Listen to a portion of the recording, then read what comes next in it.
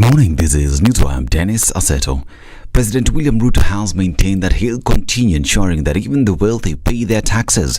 The head of state said he will never be swayed by the threats made by the opposition. He reiterated that they are the ones sponsoring Azimio rallies against the government under the pretext of opposing the presidential election held last year. All I am saying is that the good people who are used to exempting themselves from paying tax, their day is up. Every citizen must pay tax. That's all I'm saying. And it doesn't matter. Even if they sponsor demonstrations so that they don't pay tax, I want to promise them they will pay tax. There's no more exemption. This country is not the animal farm, where some are more equal than others. A section of Kenya Kwanza senators are now accusing former President Uhuru Kenyatta of sponsoring Azimio rallies organized by Raila Odinga. The legislators accused the former head of state of being selfish by inciting Kenyans against paying tax using the Azimio rallies. They claim that Kenyatta was defending his property that was illegally acquired. They now want the Kenya Revenue Authority to probe whether the Kenyatta family is fully tax compliant. The senators also advised Kenyans to refrain from being used for anyone's personal gain or advantage. And the Azimio ward representatives in Nairobi County are demanding for the release of Korogosho MCA Absalom Adhiambo, also known as Matach. Matach, who was detained at the Muthaiga police station, was arrested following inciting remarks during a public meeting led by Azimio Raila Odinga at the Kamukunji Stadium. Matach was arrested by the DCI at the NCIC offices due to hate speech. Matach was accompanied by his lawyer Apollo Mboya and the majority leader in the Nairobi Assembly, Peter Imotok. Here's the recording of his remarks at the rally. Lazima tuingie town, tufunge na biashara, hakuna biashara itaendelea hii capital city of Nairobi. Ndio William Ruto ashimu Raila Amolo Odinga. Lazima tufunge biashara hii Nairobi. Gachagua anasema ati awachiwe Raila atadili na yeye. Mimi Gachagua nilishamlima, nikamweka chini ya kitanda. Well, now Kiambu Court has ordered a mental assessment test for former Gatanga CMM Deputy Principal Elizabeth Gatimo to ascertain her fitness to stand trial in the murder of Abby Noel Samuels. Abby, who was a 4-month student at the school, which has since changed its name to St. Anyura Gatanga Girls Secondary School, died under mysterious circumstances in March 2019. The school had claimed that the student died after falling from her bed at night. However, a report by the DCI revealed that the girl was assaulted severely by a teacher on allegations that her hair had been styled contrary to school regulations. An autopsy later revealed that Abby bled to death after she was hit with an object on her forehead, breaking her skull, leading to internal bleeding. The suspect will be detained at the Gigiri police station for 7 days pending trial. Here's Abby's mother. I know it's not going to be an immediate thing. It's going to take some time. It's going to be painful. There's no ease, but it's better ease. It doesn't give total relief, but I know it's a mix of emotions and it's back and forth. But I know that God will really give us justice. And the Director of Public Prosecutions has not made a decision on the file forwarded to him over the death of Safari Rally driver Asad Khan. The investigating officer told the court that investigations into the matter are complete and the file is before the DPP for recommendation. In the case, Maxine Wahome was arraigned under miscellaneous application and has never been charged with any offence. It was the prosecution's application to have the miscellaneous application closed as they await directions from the DPP. Asad Khan's family lawyer Dunstan Omari objected the move. Omari said that the IEO hasn't disclosed its recommendations, arguing that closing the miscellaneous application without charging anyone is as set up. A ruling will be delivered on February 15th. My submission that you deny the application for closure of this file. We take a mission there for the DPP to come and tell us the decision they have made. And the strike law that nobody can challenge the DPP, whichever decision they come with. But out of that decision, we'll be able to know whether we'll go for private prosecution or we'll go for murder trial, or we'll know what is happening. And I kindly don't allow the family. This is News. I'm Dennis Aseto. Good morning.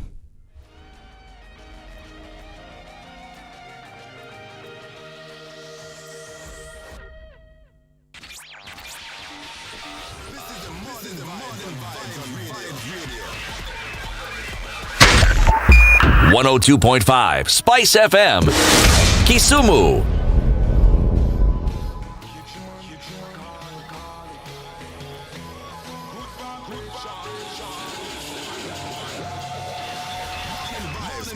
Where you are the MVP.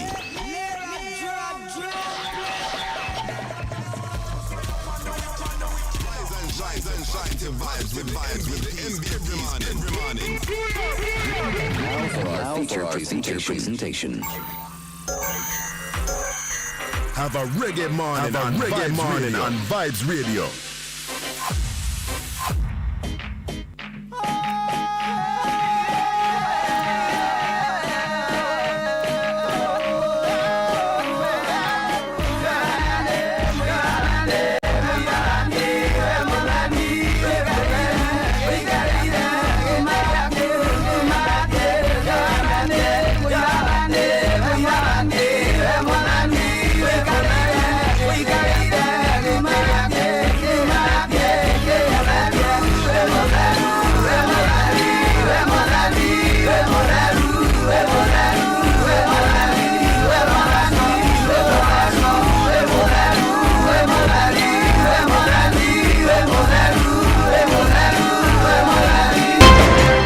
The man who looks at a beautiful girl and doesn't talk to her will end up serving lunch at her wedding.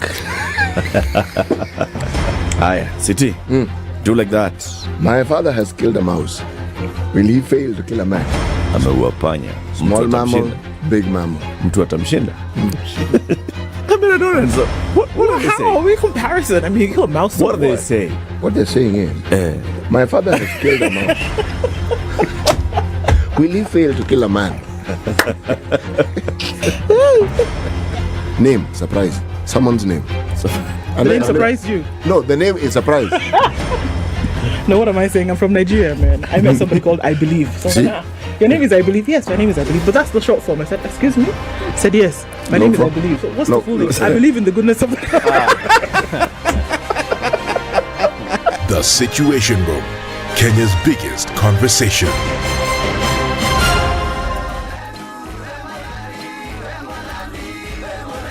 Good morning, and what does Tuesday look like? A little bit of traffic here and there coming off Mombasa Road. It shouldn't be too bad as you head out towards the Nyeri Stadium roundabout, but then you're going to get stuck as you do just that.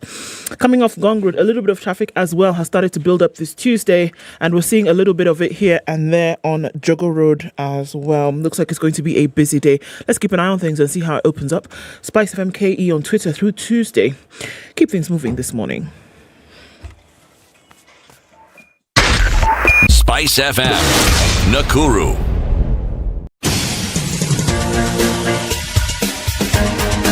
This is the Situation Room, the home of hard-hitting political commentary and penetrating insights about the state of the nation. This is a talk radio experience like no other. The Situation Room, a place for hard truths, debates, and elevated conversations. The Situation Room, witty, political, engaging, deep, controversial. In the room, we have C.T. Muga, researcher, academic, seasoned political observer, a fountain of wisdom in these politically uncertain times. Ndu Oko, Nigerian by birth, Kenyan by choice, communications expert, Pan-Africanist, a truth seeker and believer in people power, and Eric Latif, agent provocateur, the man in the chair, seasoned journalist, news hound, a man who believes in punching up, not down. This is the Situation Room, the only way to start your day. 6. It's the last day of January 2021. Yes. Okay. We are awake, just in case you were wondering. If that was your intention, to establish awakeness, we are awake. You are? Yeah. 2023 is the year we're in, just, Are you? Am I what? In 2023. So, okay. You're sure you're there? I'm there. Okay. Okay. If you say so, it's okay. It's okay. City, how you doing? I'm very well, thank you. Uh-huh. By the way, folks, I forgot to mention yesterday, I watched a movie over the weekend. I watched over 2 days. Watched a bit, did other things. It's called You People. This one with Eddie Murphy. Yes. It is a delightful movie. For real? It is a I've been meaning to watch it. No, watch it. So what is it? Is it a comedy? Is it? It is a combination of many things, but it's a commentary, okay, on racial differences. Yes, and the reality behind those differences. That's my summary of it. But it's very beautifully chronicled. The story is told well. You people. You people, yes. It's an African phrase. Yes. Actually, it's an African phrase, but it's also a racist phrase. When somebody refers to you as you people, my friend. You're boxed. And that is to put it very mildly. To put you somewhere? Yep. Hiyo kitu mzuri sana. Hiyo tutawatch. Hiyo tutawatch. Andu, how are you? Fine, thank you. So you start singing the 14 days of Valentine. There's such a thing. I don't know. Wait a moment. Love, oh love, what a blessed From thing. tomorrow, it's a countdown to 14 days of Valentine. Pressure also start killing people. Leave that thing, I beg, Joe. Unajua sisi tunaenda conference ile. Oh, there's some way people are going at me. I beg, no shaking. If you don't love me, make you tell me now, I beg. I don't love you. It's over, Abby. You don't finish. It's okay. I don't love you. Love yourself. Love yourself. Love yourself. Don't wait for somebody to be loving you. Yeah. Actually, it's for those who subscribe to the Christian faith, it's a fundamental requirement. To love yourself, Cindy. Yes. Thank you very Because that's the yardstick of loving others. People want to start doing pressure. Why? Yeah. Do unto others as you'd. Do unto yourself. That's the revised standard version. Hiya. Good morning, Kilamutu. Welcome. Eric, good morning. Good morning. Let me tell you what we'll be discussing today. At 7 o'clock, let's talk about public-private partnerships. So there's been all this talk of PPPs. The expressway is a PPP. There was a PPP conversation about the Westlands Mau Summit Road. Is it going to take off? Is it not? Or the French, there was a deal that had been signed. French company was going to get on the ground immediately. The new administration comes in and says, now we're not going that route. What's going to happen with that? There have been other PPPs, for example, that have taken place in the country. The independent power producers have a PPP. They're producing powers in a public-private partnership. There's been talk of PPPs in provision of water services, like construction of mega dams, using the private sector to do what? To build dams. So all those things, they are coordinated in one office that's nestled in the National Treasury under the Directorate of Public-Private Partnerships. The Director General of Public-Private Partnerships is called Christopher Keregwa. He'll be joining us at 7 a.m. to talk about how Kenya can use PPPs to spur development. 8 o'clock, the man himself, Ricky G, has been up and saying, look, there's too much alcoholism in our society. Too much. Too much what? Alcoholism. All right. People need to stop drinking. And he's asking counties to regulate what?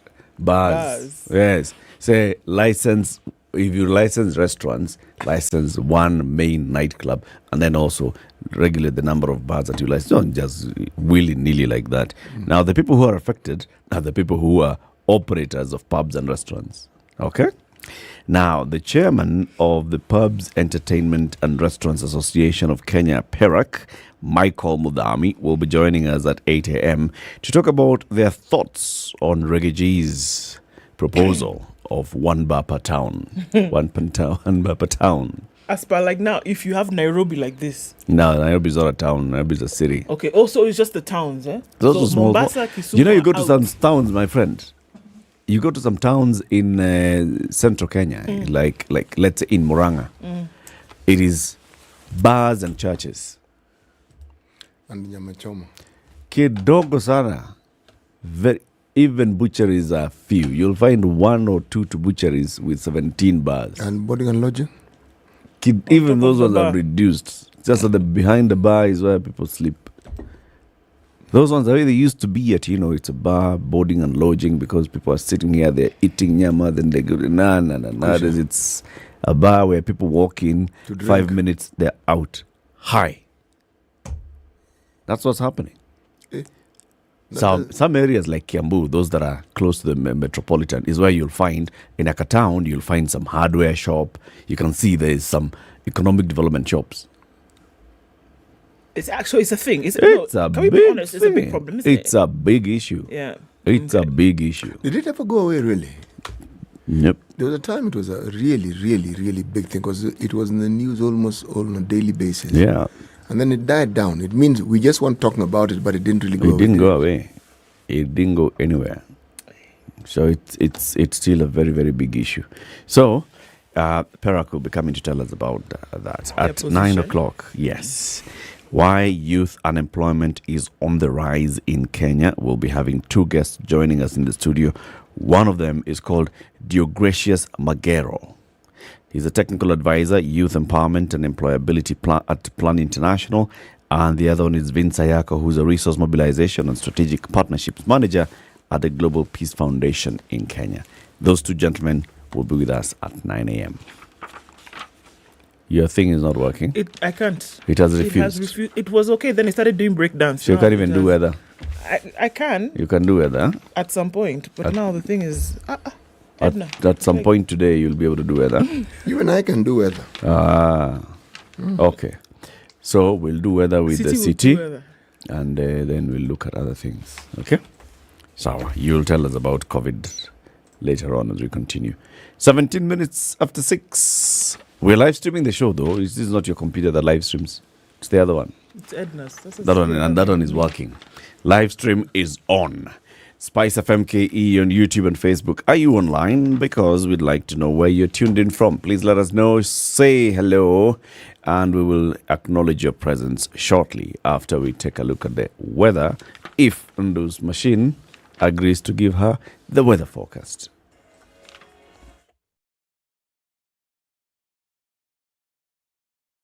This is the Situation Room, the only way to start your day.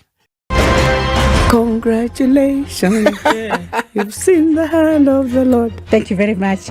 I've earned another title today this morning at SpiceFM. Mama Justice, I don't mind it. Joel in Kericho. Salama sana Heri, habari ya asubuhi. Salama bwana, mambo namna gani? Salama kabisa bro. Mambo ya Inamoi kuliendaje? Mambo ya Inamoi, vile nilikwambia ndugu yangu, alienda asubuhi na ile gari ya kwanza. I must have missed it. So did I. Even if somebody was to render you irrelevant, there is still work you can do. Okay, sawa. I deserve to keep you accountable. You deserve to give me a report. You don't work for me. I don't work for you. You work for me. Do you like that Freudian slip? Lovely, isn't it? Thank you very much. The Situation Room, Kenya's biggest conversation. This is 00 Direct, woman host, music by women and only women guests.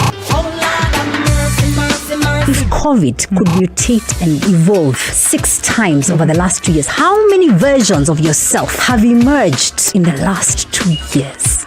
Do not, and you don't have to give anything to get ahead. All you have to do is give out and show out your talent. Catch 00 Direct every Saturday from 10 a.m. on SpiceFM. 94.4 Spice FM, Nairobi. This is one of the best ways to spend a Saturday. Partly cloudy conditions in Nairobi this morning at 15, highs of 28. We'll see highs of 29 in a partly cloudy Nakuru at 15. It's 13 and cloudy in Nyeri, highs of 27. And we'll see highs of 27 as well in Eldoret, where it's clear this morning at 11. 25 and mostly cloudy in Mombasa, highs of 31. And we'll see highs of 31 as well in a cloudy Malindi at 25. Mostly clear conditions at 19 in Kisumu, highs of 31. And we'll see highs of 31. in Kakamega, where it's cloudy at 15. 17 and clear in Kampala, highs of 30. We'll see highs of 31 in Dar es Salaam, where it's cloudy at 26. 14 and cloudy in Joburg, highs of 24. And we'll see highs of 33 in a mostly clear Lagos at 27. 22 is what it is, and clear in Kinshasa, highs of 31 and lows of 22. It's sunny at 6 in Beijing, highs of 13 and lows of -4, and -1 and clear in Paris, highs of 8. 12 will be the high in a mostly cloudy London at 6, and we'll see highs of 12 in New York, where it's clear at 7.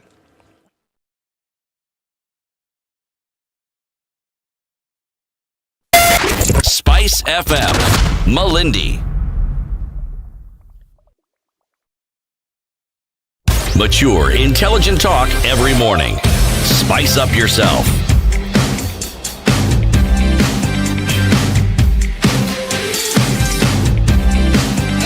Mornings done right.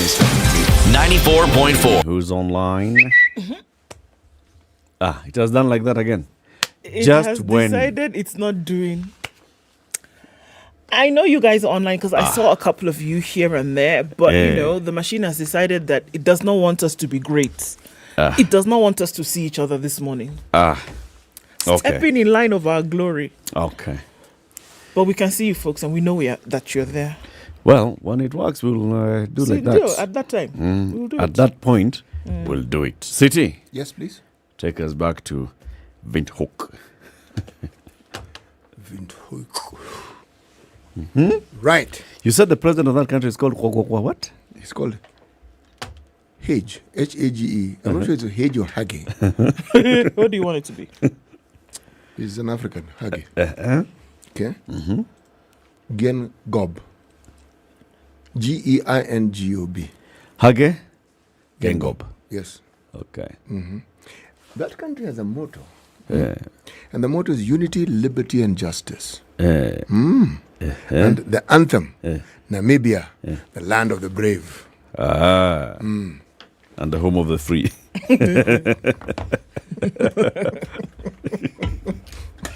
Thank you very much for. However you would like it. Yes. Okay. Yes. The thing about Namibia. What's their staple language? I was going there, you great mind reader that you are. You see, it's of great interest. Why it's of great interest is this, They speak the English language, it's considered official. Okay. However, they also, what you call, recognize other national languages. Afrikaans. Okay. And then German. Remember, Namibia was a colony of South Africa. Just so that you understand. Yeah. So Afrikaans at that particular point in time was the official language of in South Africa. Yes, so there is that one. Right on. Let me get on with the proverb, shall I? Please do. Thank you. It is the one who lies by the fire who feels the heat. It is the one who lies by the fire who feels the heat. That struck a chord with you, no? Yes. It's true. It's true. Why? Why is it true? That fire creates heat. So if you lie by it, you'll be feeling the heat. The only way to feel the heat is to lie by the fire. Apart from the obviosity, what else? What else struck a chord with you, that proverb? But those who are not lying by the fire do not feel the heat. Cryptic, huh?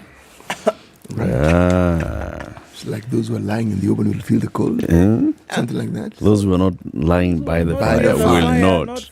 Will not feel the heat. Yes. So if you don't want to feel the heat, don't lie by the fire. Or if you want to feel the heat, lie by the fire. Okay. Okay. As you would say, Nespa. Nespa. Sesa.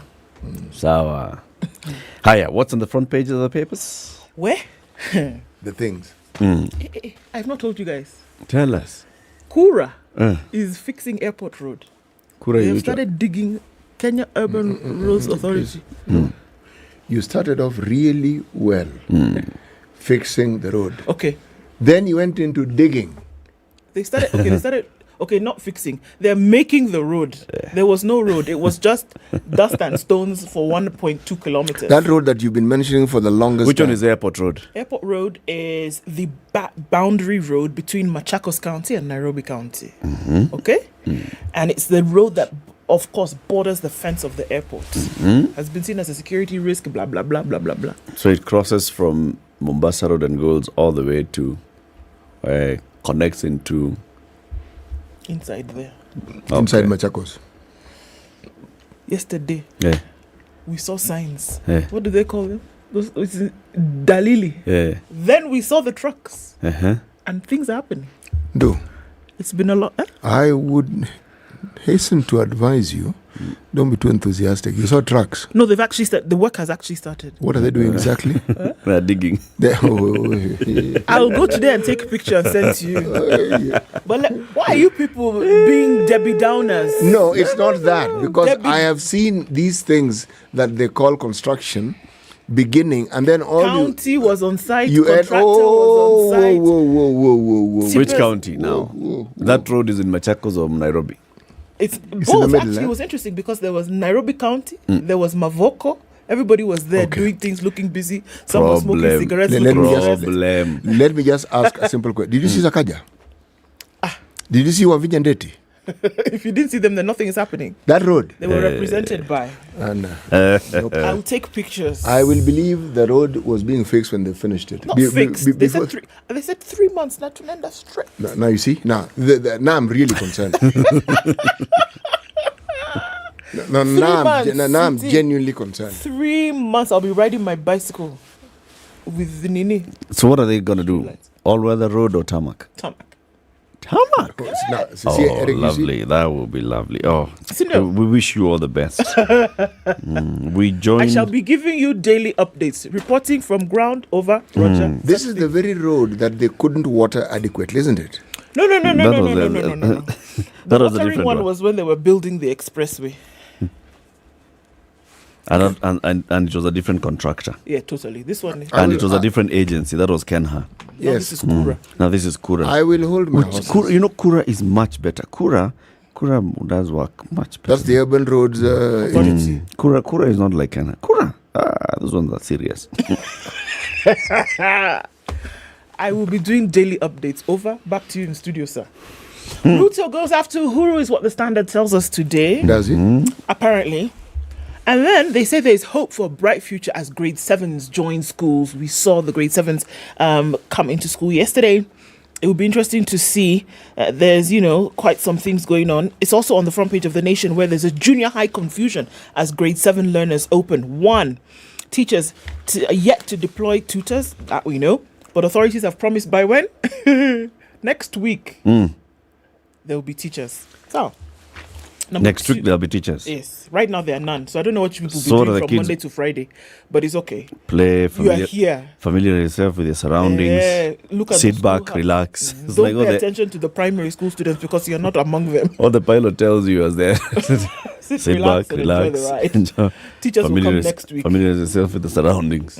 We'll be taking off shortly. That is exactly it. Number 2, congestion. Public schools struggled with bloated admissions and few classrooms. So we did see that. Spot checks around the nation yesterday. Many more students than their classrooms. So again, this 1 week is for settling down and seeing. You know how you say, can I get a lift? And you add one more person. You say, don't worry. By the time we shake the car and go over a few bumps, everybody will have settled. That's what it looks like in schools. Number 3, uniforms. Some students turned away for lack of the new JSS uniforms. There's a new uniform now, not the one that you came from primary. Now get this. You've been told you're going to go back to primary school. However, the uniform will be different. You've got because to distinguish. You're JSS. Yes. So they were turned back to go home. Now imagine having traveled across country and you were told to go home. Parents protest public schools charging admission fees against the policy that now you are being... You're staying in the school that you were in last year and they're going to charge you an admission fee even though you're a returning student. Parents said, what kind of nonsense is this? Okay. Ruto is also saying that tax evaders are sponsoring Ryla's poll protest rallies. So he's had a finger on who could be doing this. So that's interesting. Now, police want something. They want better perks and withdrawal of the new uniforms. Okay, so now I was having a conversation earlier this morning. Is it that the blue uniform is still considered the new one? Or is there another one that's coming and that new one they do not want?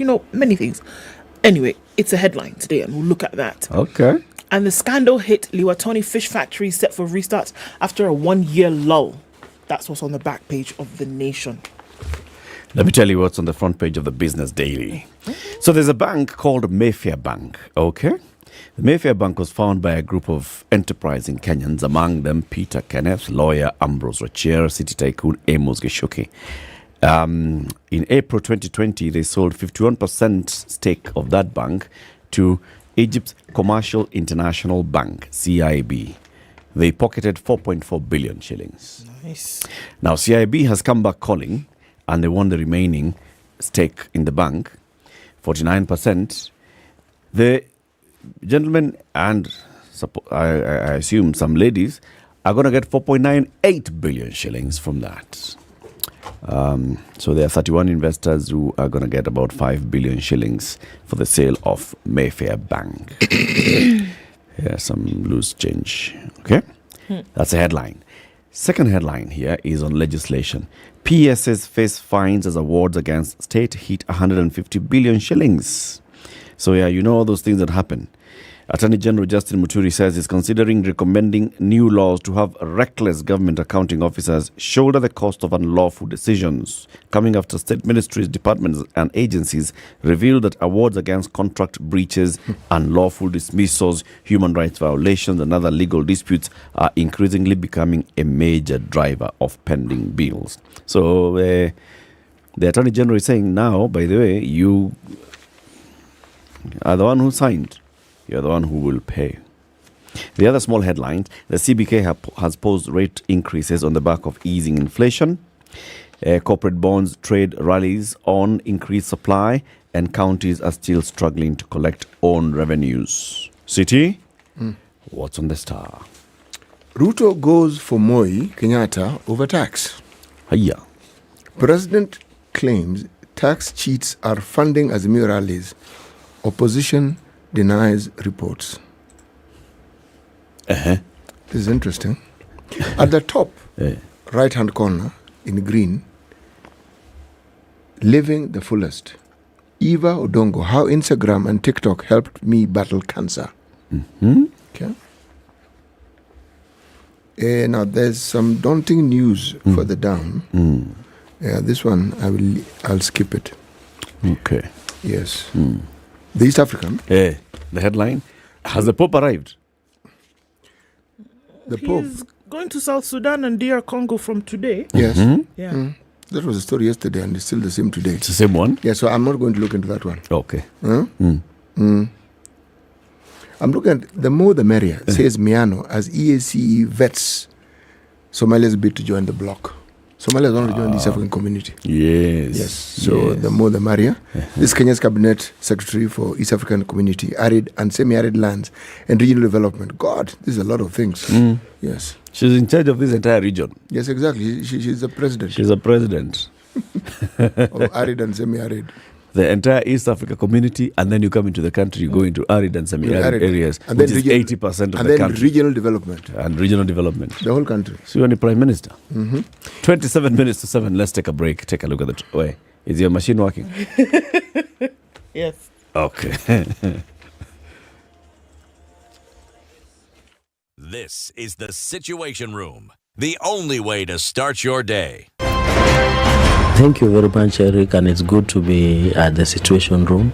Always a pleasure coming here. This is the most challenging interview panel in Kenya. You guys are very well informed, and as you can see, Charles today, very philosophical.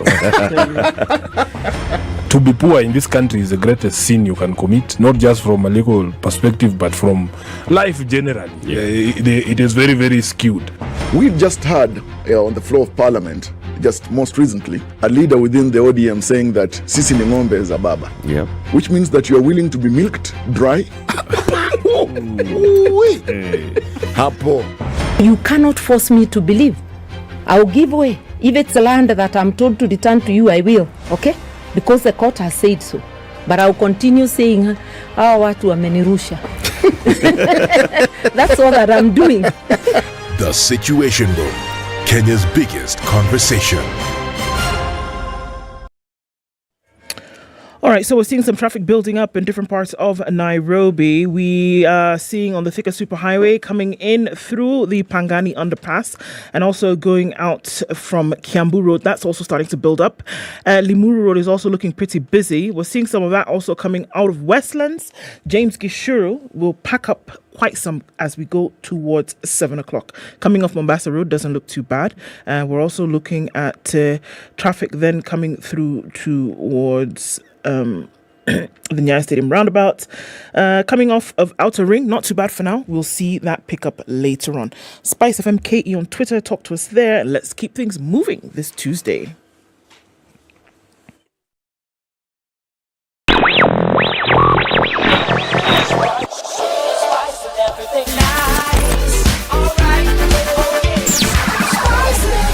Spice up your life. Mature, intelligent talk every morning. Spice up yourself.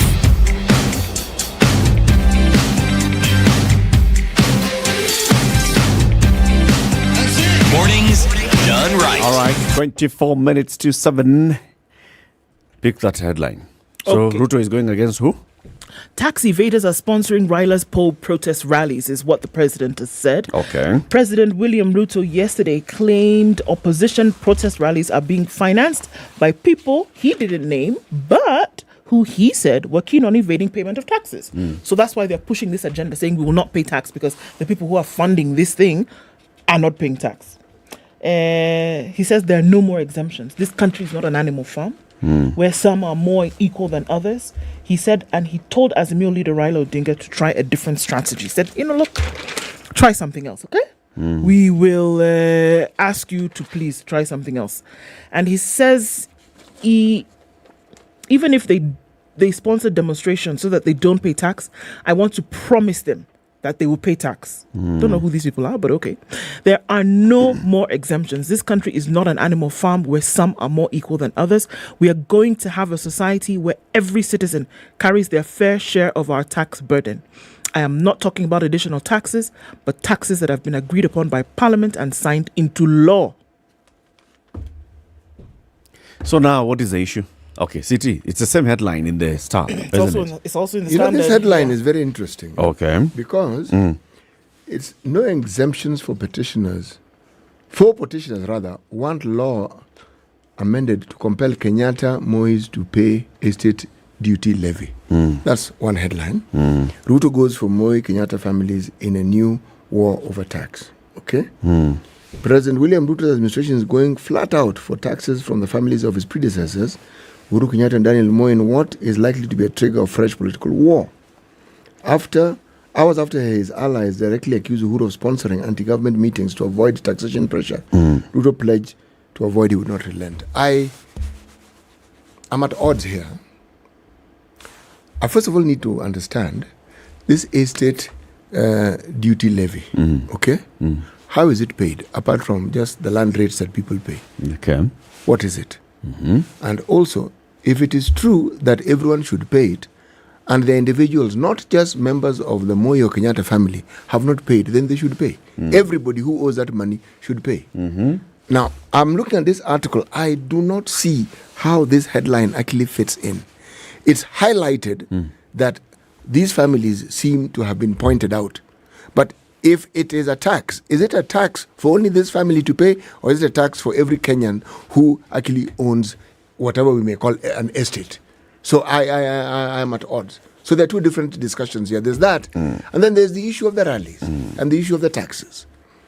The Star details what was said about these things. The President Ruto, what he said, you have read what Raila retorted and said, Kenyans cannot afford and should not be asked to pay extra taxes. Not pay taxes, extra taxes. Okay? There's a lady called Martha Karua who said, William Ruto has confessed that he gave Chebukati security. It means that at the time of declaration of results, Ruto had plotted a coup at Bomas. For that reason, Ruto declared himself president in an election in which he was beaten by Raila. That's a quotation. Yeah. And then there's a gentleman called John Methu, Nyandarua senator.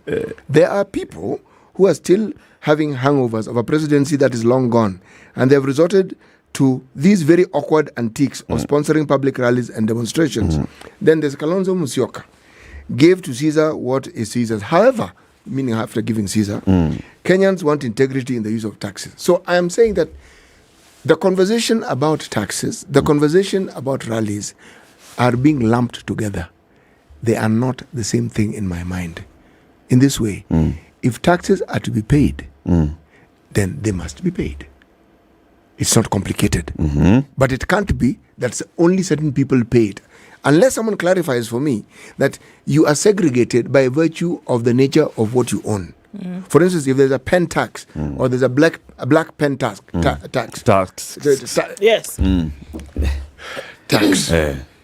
I have a black pen. Yes. Then I'll have to pay that tax, isn't it? Unless there's a law that says that City Muga is exempt from paying the black pen tax. Yes. And if that law is there, then I must say, then why are they exempt? What do I need to also do so that I can be exempted? Yes. Be dynasty. Oh, dynasty buyer. Hey. Oh, dynasty. So there is more than one discussion here. But I think this is all a game that's just picking up steam, and everybody is just looking at something to throw at the kitchen sink. The conversation about tax emerges out of nowhere. It's not that we have seen KRA making a move or KRA coming out to announce that this is all we're doing, and or an attempt by Kimani Ichung'wah to go to Parliament and say, let's amend this law or anything like that.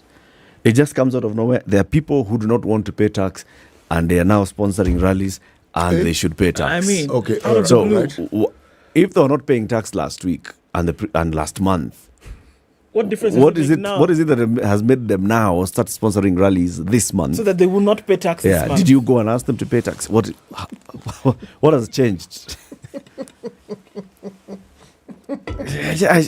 It's just throwing things. So, okay, tax to Eke Hapo. We are moving away from Chebukati and elections. Remember, it started with Ruto calls all state officers and commissions to State House. He reads a written statement where he says, these things happened at Bomas. Following day, Kioni is here. Kioni goes and says, in fact, Raila is the one who won that election. 8 million. We have new evidence. Raila won the election. It moves away from the whole thing of what was happening at Bomas. Conversation goes into what was happening at the servers. Open the server. Chebukati, gone. Now, open the server is going. Tax. Of interest, it is being alleged in the written article that what the president picked up from was a tweet by Dennis Itumbi with regards to the rally that was held at Kasarani, that some people who are in the former government have been sponsoring this. So, kushu, as you would say. It's completely choreographed. By the time Dennis Itumbi was tweeting that thing, and by the time the president, in actually what he was talking about of everybody paying taxes, was in his written speech. By the time he's also saying that it's all choreographed. There's a senator in parliament who's saying this thing. It's all choreographed. Shifts the conversation. I personally agree with you. I agree with you completely, because everything that I'm reading here doesn't make sense at all. What is this? It doesn't make sense. And I think Eric has actually hit on the button. Out of the blues, all of a sudden. Anyway, which country are we in? In Kenya.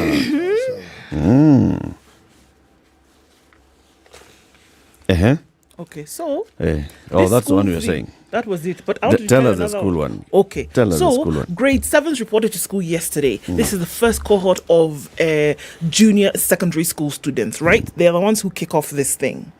Now, it's being called confusion, junior high confusion, as grade 7 learners open. Yesterday's reporting day for grade 7 learners in the inaugural class of junior secondary school was marred by confusion nationwide, especially in public schools, many of which lack teachers and textbooks and are already facing a congestion crisis. These are some of the things that we are seeing happening around the country.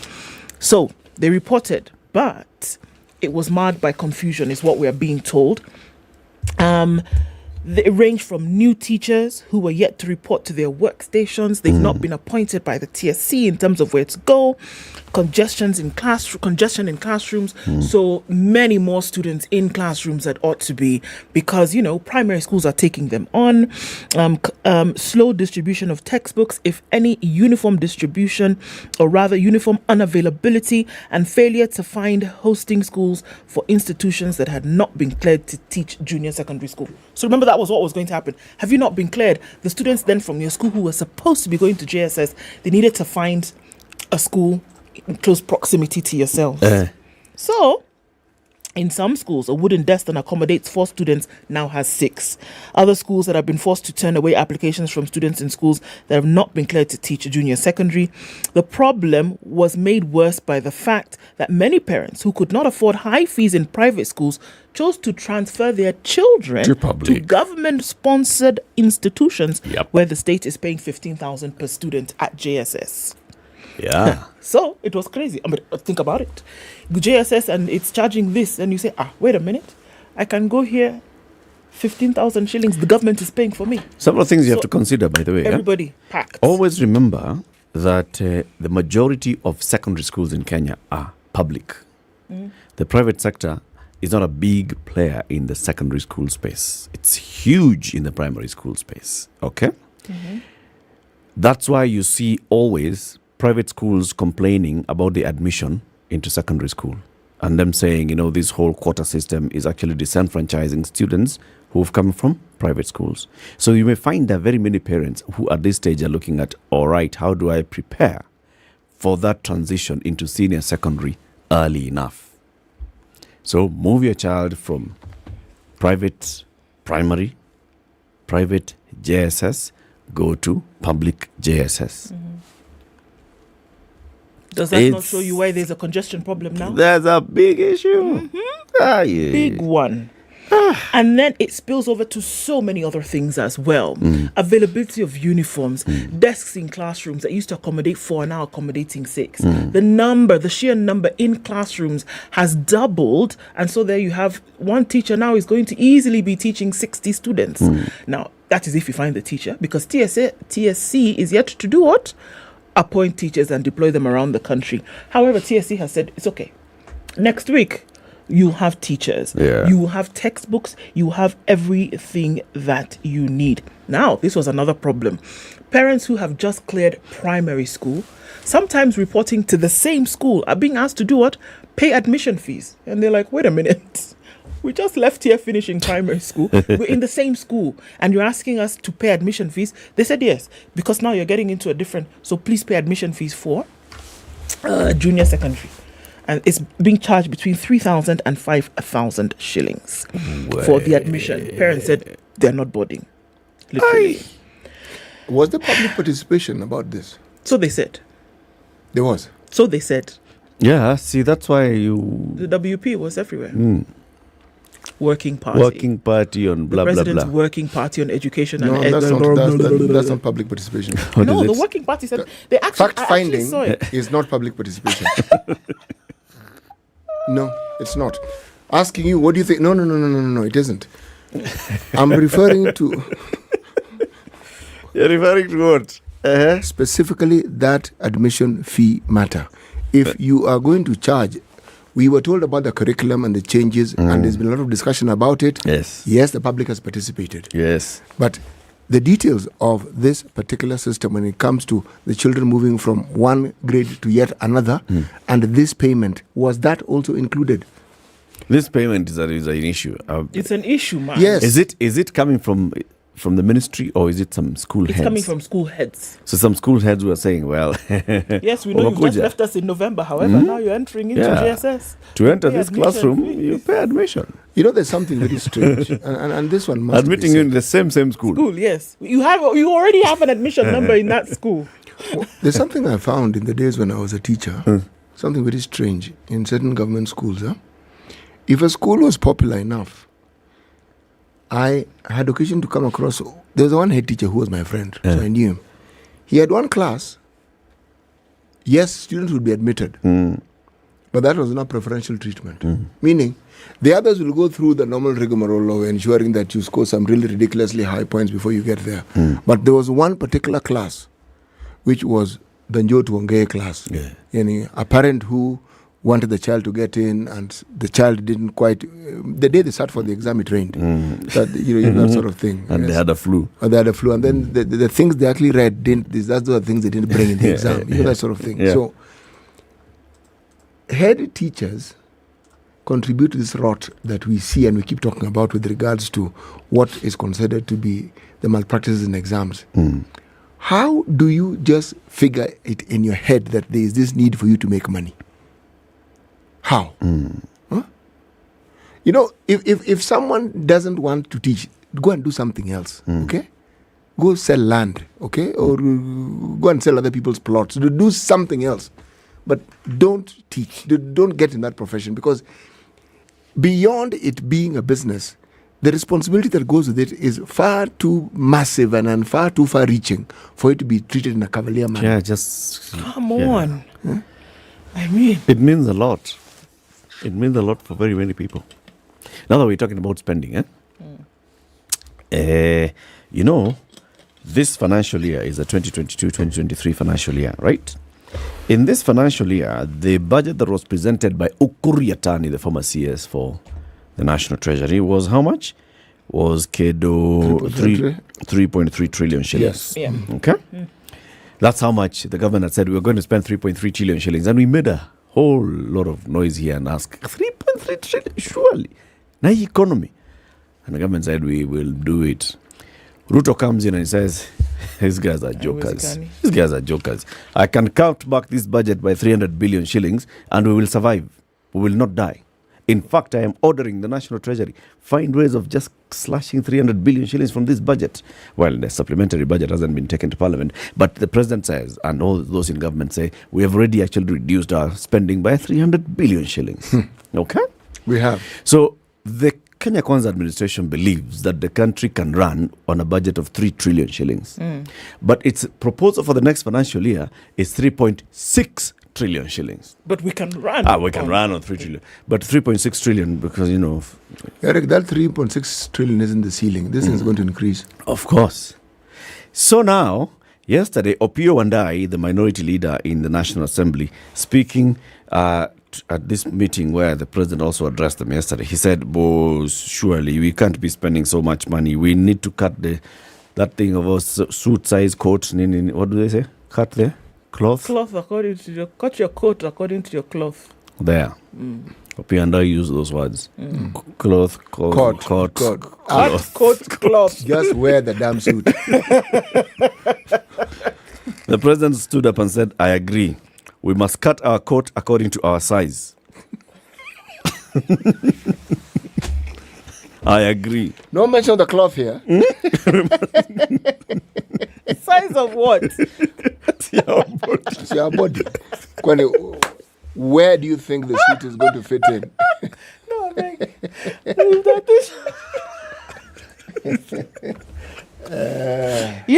okay. So for that reason, because of our body, we are going to wear a 3.6 trillion shilling suit. All right. Okay. But he says we must minimize expenditure on non-essential things and be realistic and understanding to work with what is available. The president admitted that Kenyans are undergoing a difficult situation following drought and high cost of living, but stressed that taxes must be paid. Okay? So he's urging Parliament to look for ways in which this 3.6 trillion shillings that his government is bringing to Parliament can be reduced. So I'm going to bring a budget of 3.6 trillion shillings. Please find ways of reducing that. Reduce the 3.6 trillion. Yes. But we're bringing it anyway. We're bringing 3.6 trillion. This is what we want to spend. But we're saying, reduce it. You Parliament, we must cut our coat according to our size. According to our stomach. Mambo ni mengi. Yeah. Mambo ni mengi. Sani what? Masaa ndio kidogo. Another story, please. I give you. Yeah, or let me give you this one. Okay, sir. Nazlin Umar, City, you know that lady? I recall her very well. The one who called me a stooge. Good word, that, stooge. Feeling a bit tender there, CT. Not really. When she said stooge, if I seemed to have a stern face, I was biting my tongue. I was going to say. Because I thought of the three stooges. No. She had taken a case, Nazlin Umar of Kenya's Caucus for Peace and Independent Candidates, who had sued the IEBC and the Attorney General on a matter of university degrees for presidential candidates. Okay? Yesterday, Justice Anthony Mrima of the High Court said, you know what, this thing of a presidential candidate must have a university degree, that is nonsense. He says it is, let me read. What did the judge say? The judge.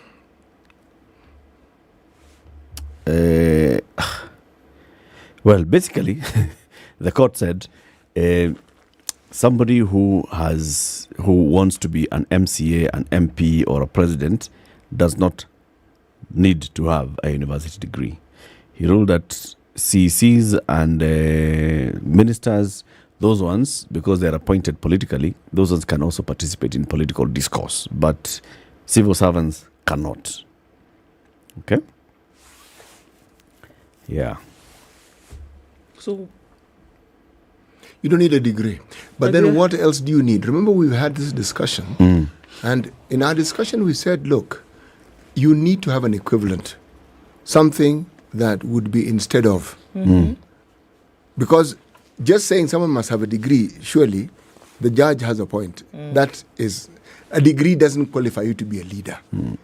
What other qualities must somebody have? What, if you're talking about qualifications, or if you're talking about experience, what else must they have? Okay? What must they have attained? What must they have achieved? What's the proven track record that they have that you're looking for that will justify this? And I'm in agreement with him. A university degree is not necessarily what you need to become a governor or an MP or whoever. If you have it, let's consider it is an additional advantage, but it's not necessarily a prerequisite. It's not it. No, it doesn't have to be. It doesn't have to be. Yes. It's an elective position. If the people want to elect you as you are like that, you are, let them elect you as you are like that. They know why they're electing. It's about representation. Yes. Yeah. And then when your member whom you elect can't read a thing, that again now is your own shouting. That's fine. That might be just a little bit of a problem. If they can understand, they can hear you. Yes. And then they can go and repeat what you've said. That's good on enough. the floor of the house. Too. That's representation. They didn't elect you to go around reading things. There are other people who can read things. There are people who can read. And those ones are paid by taxpayers. And even the much more can pay the person. Tell us one final story in a minute. Man, in a minute. Can I really tell you the story I want to tell you in a minute? Tell us. Okay, let's do it in 2 then. Okay. I was looking at this story. It was the start. Forgive me. You have 1 week to have your say on parastatal sale. This is page 12. That's the public participation you're talking about? Yes, that's the public participation I was talking about. This is the person who's being quoted here is the minister in charge of the Treasury. Kenyans have 9 days to submit written comments on the draft privatization bill of 2013, which seeks to provide a regulatory framework for the privatization of public entities, including state-owned enterprises. Okay? That's Professor Ndungu had this to say. The government is embarking on a review of the current privatization law with a view to repealing or replacing it with a legal and less inhibiting policy framework. That is a quotation. We are quoting one Dr. William Ruto, the president of Kenya. Okay? Now, there's a list of approved privatization program institutions and current public sector shareholding. KenGen, Kenya Meat, New KCC, Kenya Pipeline, Kenya Ports Authority, Eldoret Container Terminal, Sony, Sugar, Kenya Ports Authority Outsourcing and Stevedoring Services, National Bank of Kenya, Miwani Sugar, Kenya Wines Agencies, ICDC, that is Industrial and Commercial Development Corporation. Yes, those ones have been approved. They've said these ones. We are going to privatize them. Yes. So when you have how many days to? You have 9 days. 9? Yes. And you give a written submission. Not you go and talk to your 10 best friends in a corner. In a bar somewhere. And say, we've agreed. There is no bar anymore. You guys use way. Amongst yourself. Malietu. Mimi ni Mkenya. So 9 days to yes. Submit written memoranda. Yes. But I need to hear about town hall meetings where the officials who are in charge of these things are engaging talking the to people, public and engaging physically, one-on-one. Yeah. Yes. You have to engage. You have to go to the, in fact, areas that are affected. You go to Miwani and ask the people there. You have to go to Miwani. Yeah. Yes. Keep it here for more conversations. In the next hour, we talk about public-private partnerships. Good morning, 7 a.m.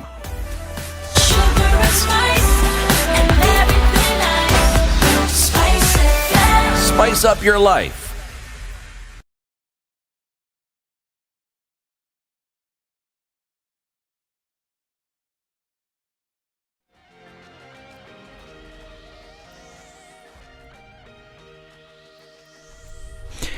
Good morning, this is Newswire. Dennis Aseto.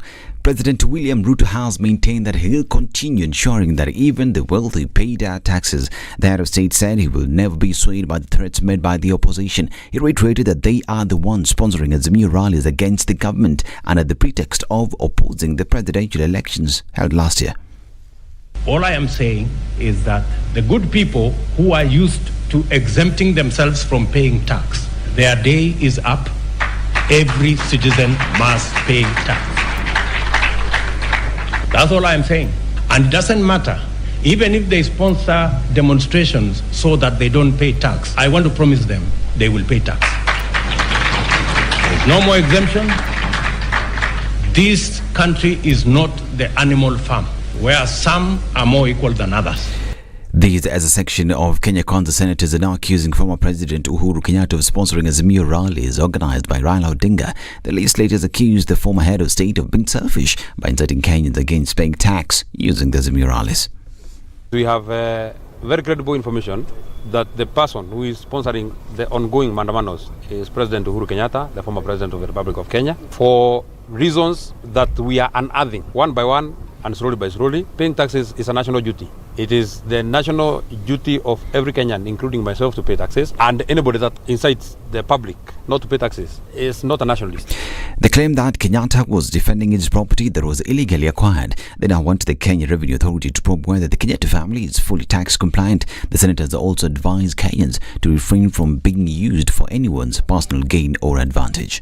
The reason why the former president is so agitated is because they very, very legally and procedurally got a license from the Communication Authority, the 5G license. So they are the brokers between Communication Authority and all the telcos. Thereafter, they called the Commissioner General Buru of KRA asking for a tax waiver of 1.4 billion. Fortunately for the country, unfortunately for them, it is just around the same time that the president appointed a new chairman who has now become a patriotic whistleblower who brought to their attention that interest of trying to get a waiver of 1.4 billion. And they told them it is the duty of every Kenyan to pay taxes.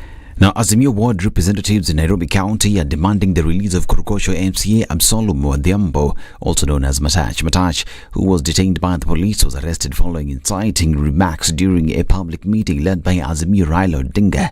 Meeting at Kamkunji Stadium.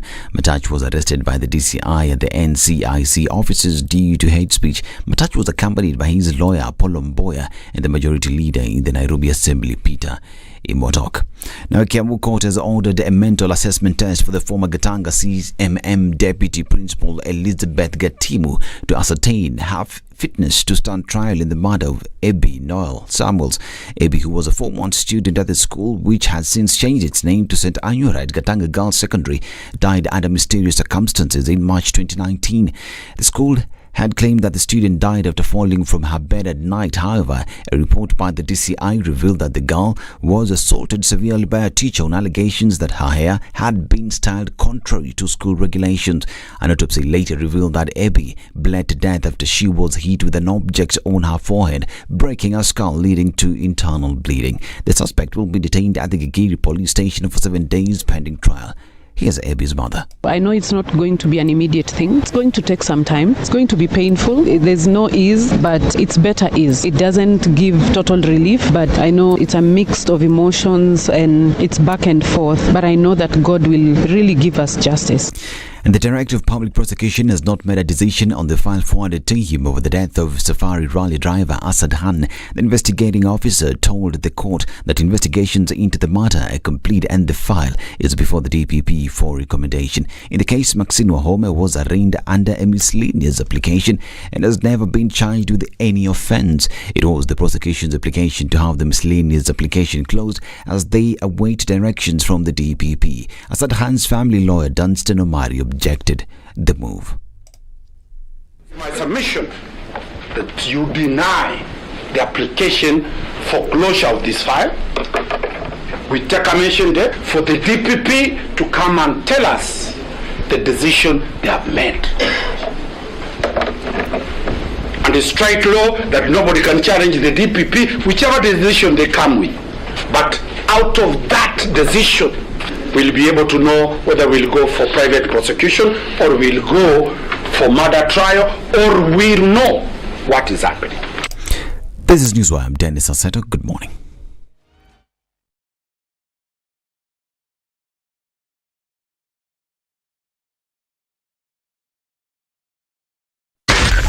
SpiceFM, Nakuru. All right, a little bit of traffic right around Imaradime. It's heading out towards General Motors, taking out on Mombasa Road, out towards then the Nyeri National Stadium, which is where we'll see a little bit of movement here and there. Okay, what's going on? Not much in terms of traffic today. Let's take a look at coming out of Westlands, a little bit here and there, but again, nothing crazy. All right, on Jogo Road, that's already starting to build up, and we'll see some of that moving into the city. And also looking at a little bit of traffic that started to build up on Gong Road here and there as well. Let's take a look in about half hour and see what it looks like. SpiceFM KE on Twitter.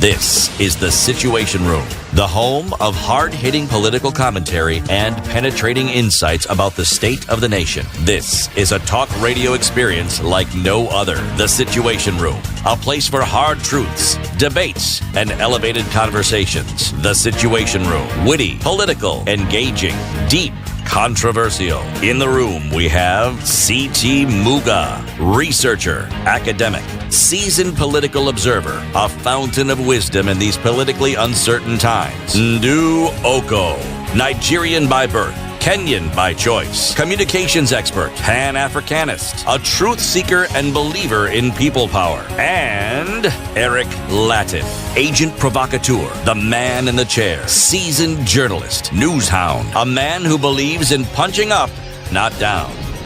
This is the It's 7 minutes Room. after 7. Good morning and welcome to the second hour of the Situation Room. The final day of January 2023. We are on to February, and just like that, this year is gone. You know, just like that. Do you remember that day? Remember that day when people were doing fireworks at it's New Year's Day? Remember that day, Ndu? Long ago. I think it was last year. Such a long time ago. And now already we are into February of 2023 in just a few hours. Well, welcome to the Situation Room. If you're just joining us on SpiceFM, on KTN Home, online, on YouTube and Facebook. We broadcast this show every weekday morning from 6 a.m. to 10 a.m. The only one that gives you meaningful conversations. The next conversation we want to have is on public-private partnerships.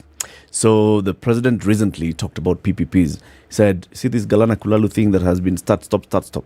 It is going to be start and not stop. Why? Because we are going into PPPs on this and it'll make it work.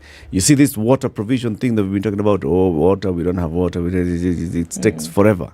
It's going to be water pouring out of your taps. Why? PPP. And very many other things.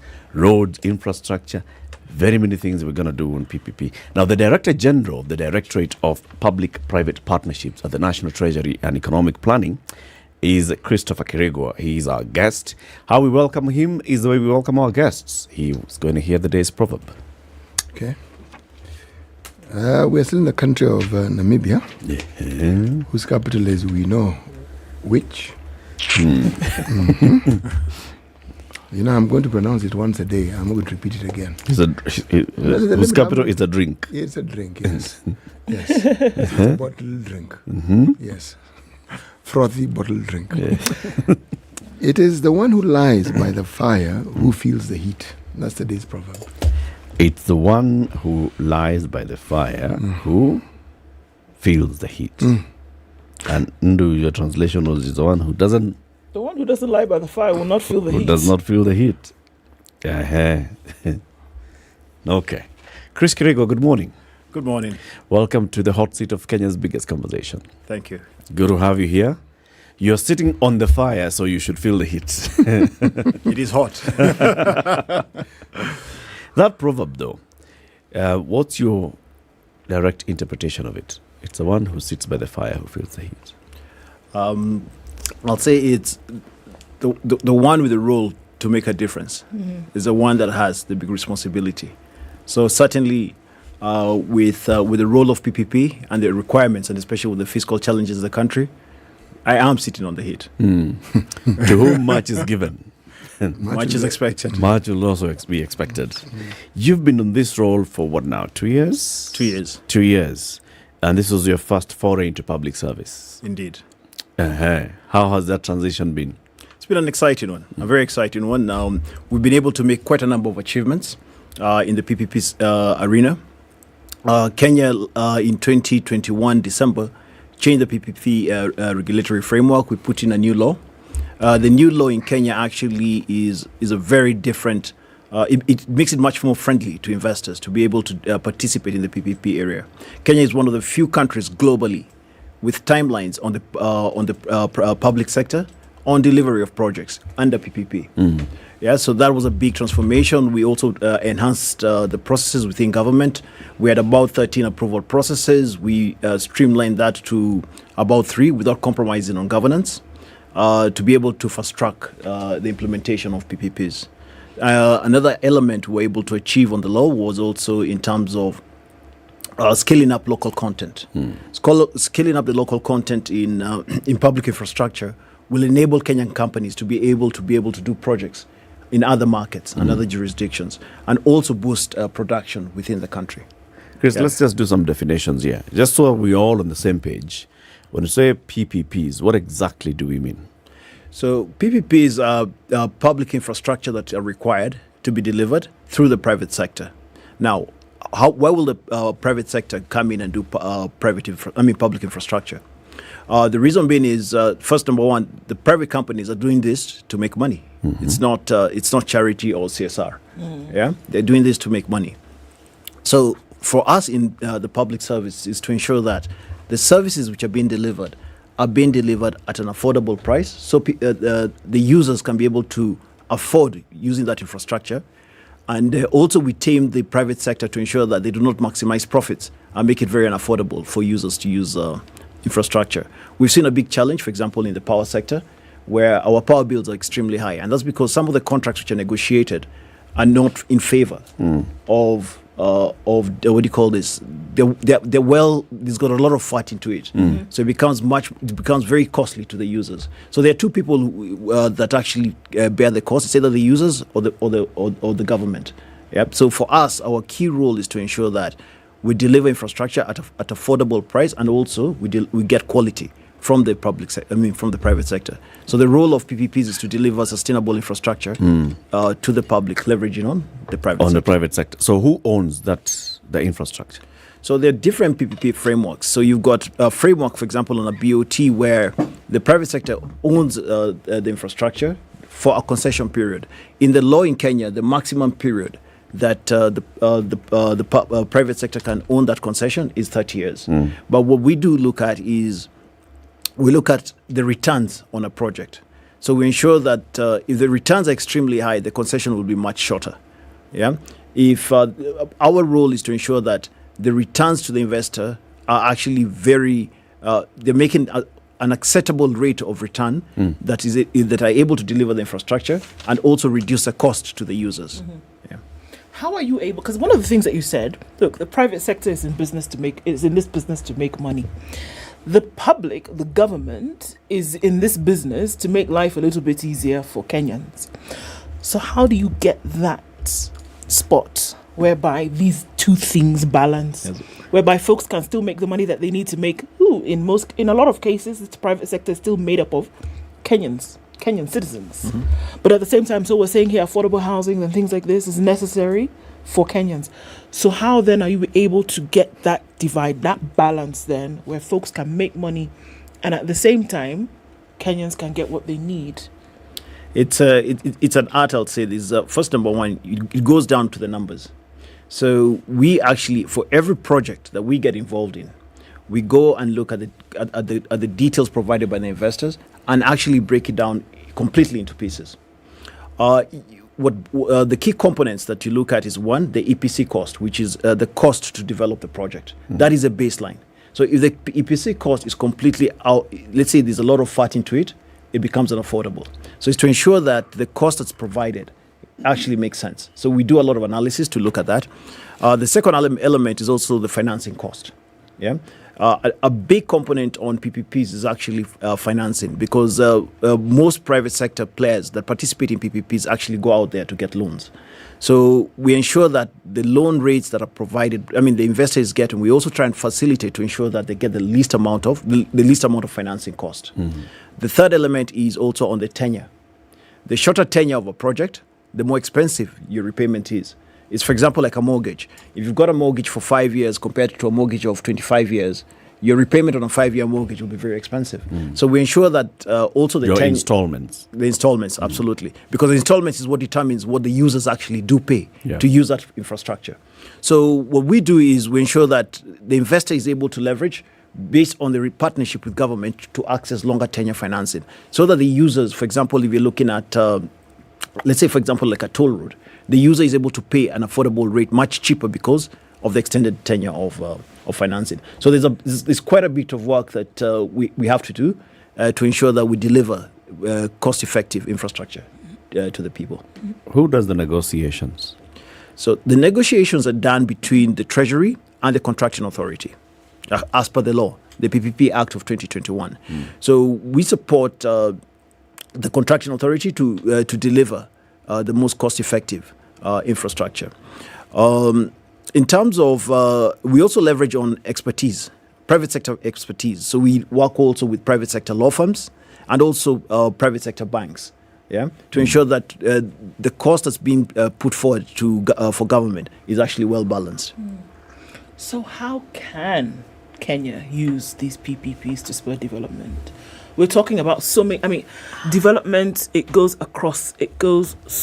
so far across that, if you threw a stone, it would land on an opportunity in terms of development in the country. So how can these actually spur development? How can you say the marriage between public and private would now see Kenya making strides then towards that development agenda? I'll start by saying that, first, number one, it's leveraging on private sector's expertise to deliver projects. So the higher quality of infrastructure we deliver, we end up having less rework. So, for example, when you look at the road infrastructure, I remember back a while back when we used to actually many years ago, I'll say maybe about, 20 years ago, when our road infrastructure, every year, there was just constant rework to do roads. If you look at the amount of rework that is done over a period of time, you'll end up finding that we're actually spending, I'll say we're paying for Vitz, but we're getting we're paying for a Rolls Royce, but we're getting a Vitz. So it enables government actually leveraging on the private sector expertise to also get better quality infrastructure, but also boost the private sector to make profitability in a sustainable manner. And that also enhances the government raise revenues. It helps the government raise revenues and also private sector actually to make more profits. So if this partnership, there's a huge element on PPPs where it's a trust relationship between the public and private. And this relationship, it has to be balanced. Even a PPP where the private sector is what you call the weight is fully leaned towards the private sector. The private sector will make ridiculous profits, and the users will actually suffer. And the other way around, if the government sits on the private sector, the private sector will make losses. And that relationship would not work. And remember, PPPs is a maximum of a 30-year relationship. So if there's a big requirement to ensure that both the risks are well balanced, and also the trust element between the two parties, between the private and public sector, are well respected within the tenure of the program. Take us through the decision making on a PPP. So does it start with the private sector seeing opportunity and pitching to government or the procuring agency, and then that agency then decides, this sounds good, we can actually go this way? Or is it government that calls for expression of interest on certain area? Say the Kenya Airports Authority is thinking, well, we need more airports in the country, and we want the private sector to come in and tell us how they can help us roll out airports. And then who does the negotiation? What does your office do?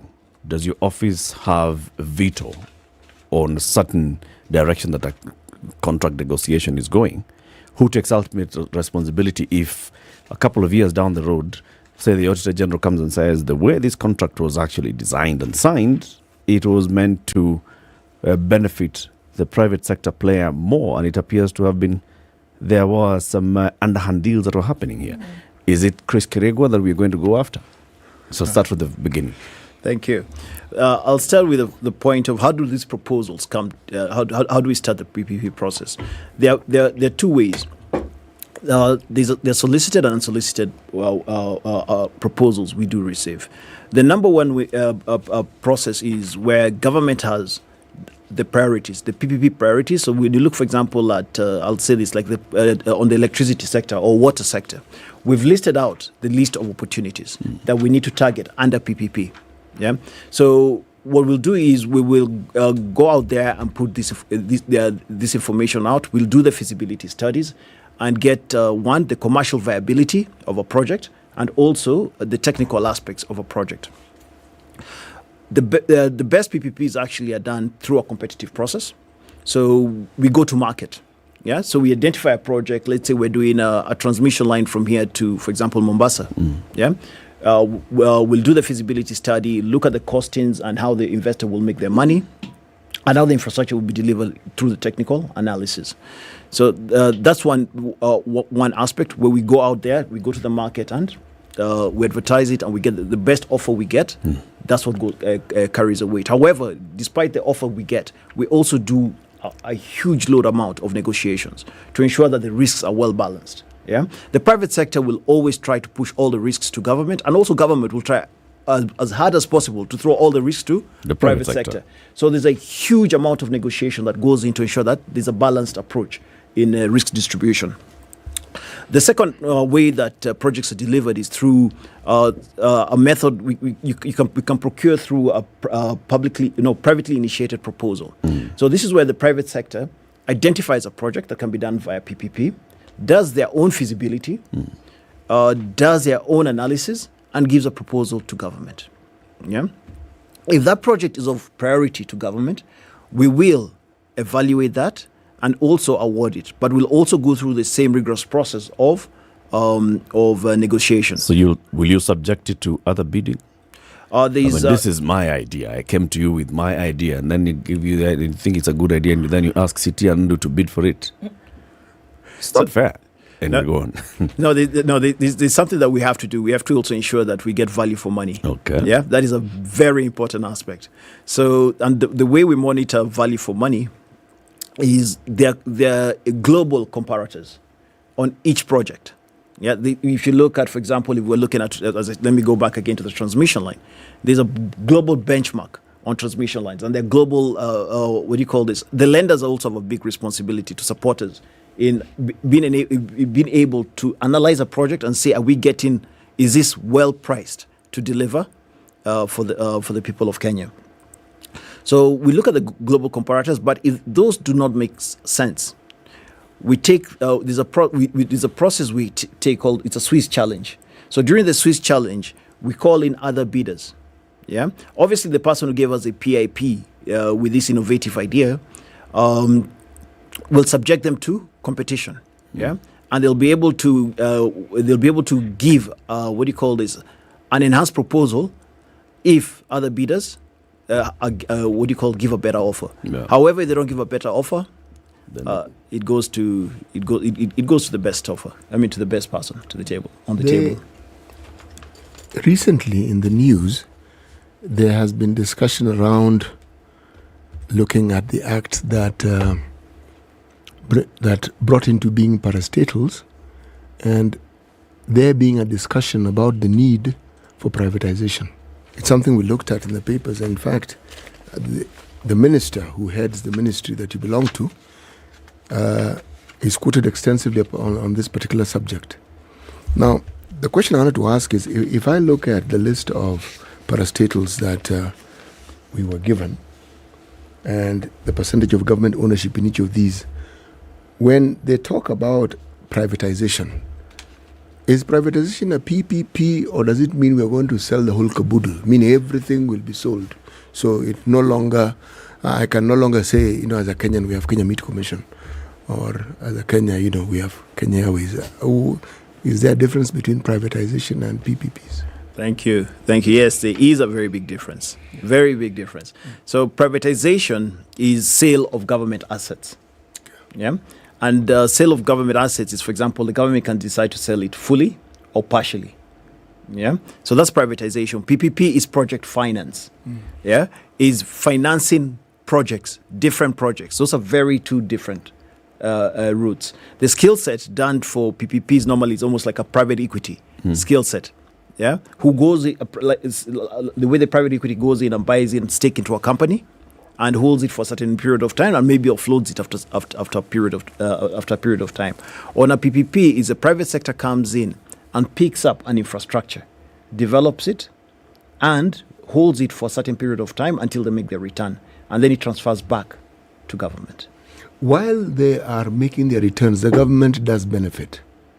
So why is it then that some of these parastatals cannot go into a PPP? Is there something preventing them from going into a PPP? Because they've been in existence, they seem to have been viable, otherwise they wouldn't have been set up in the first place. Are they infrastructure?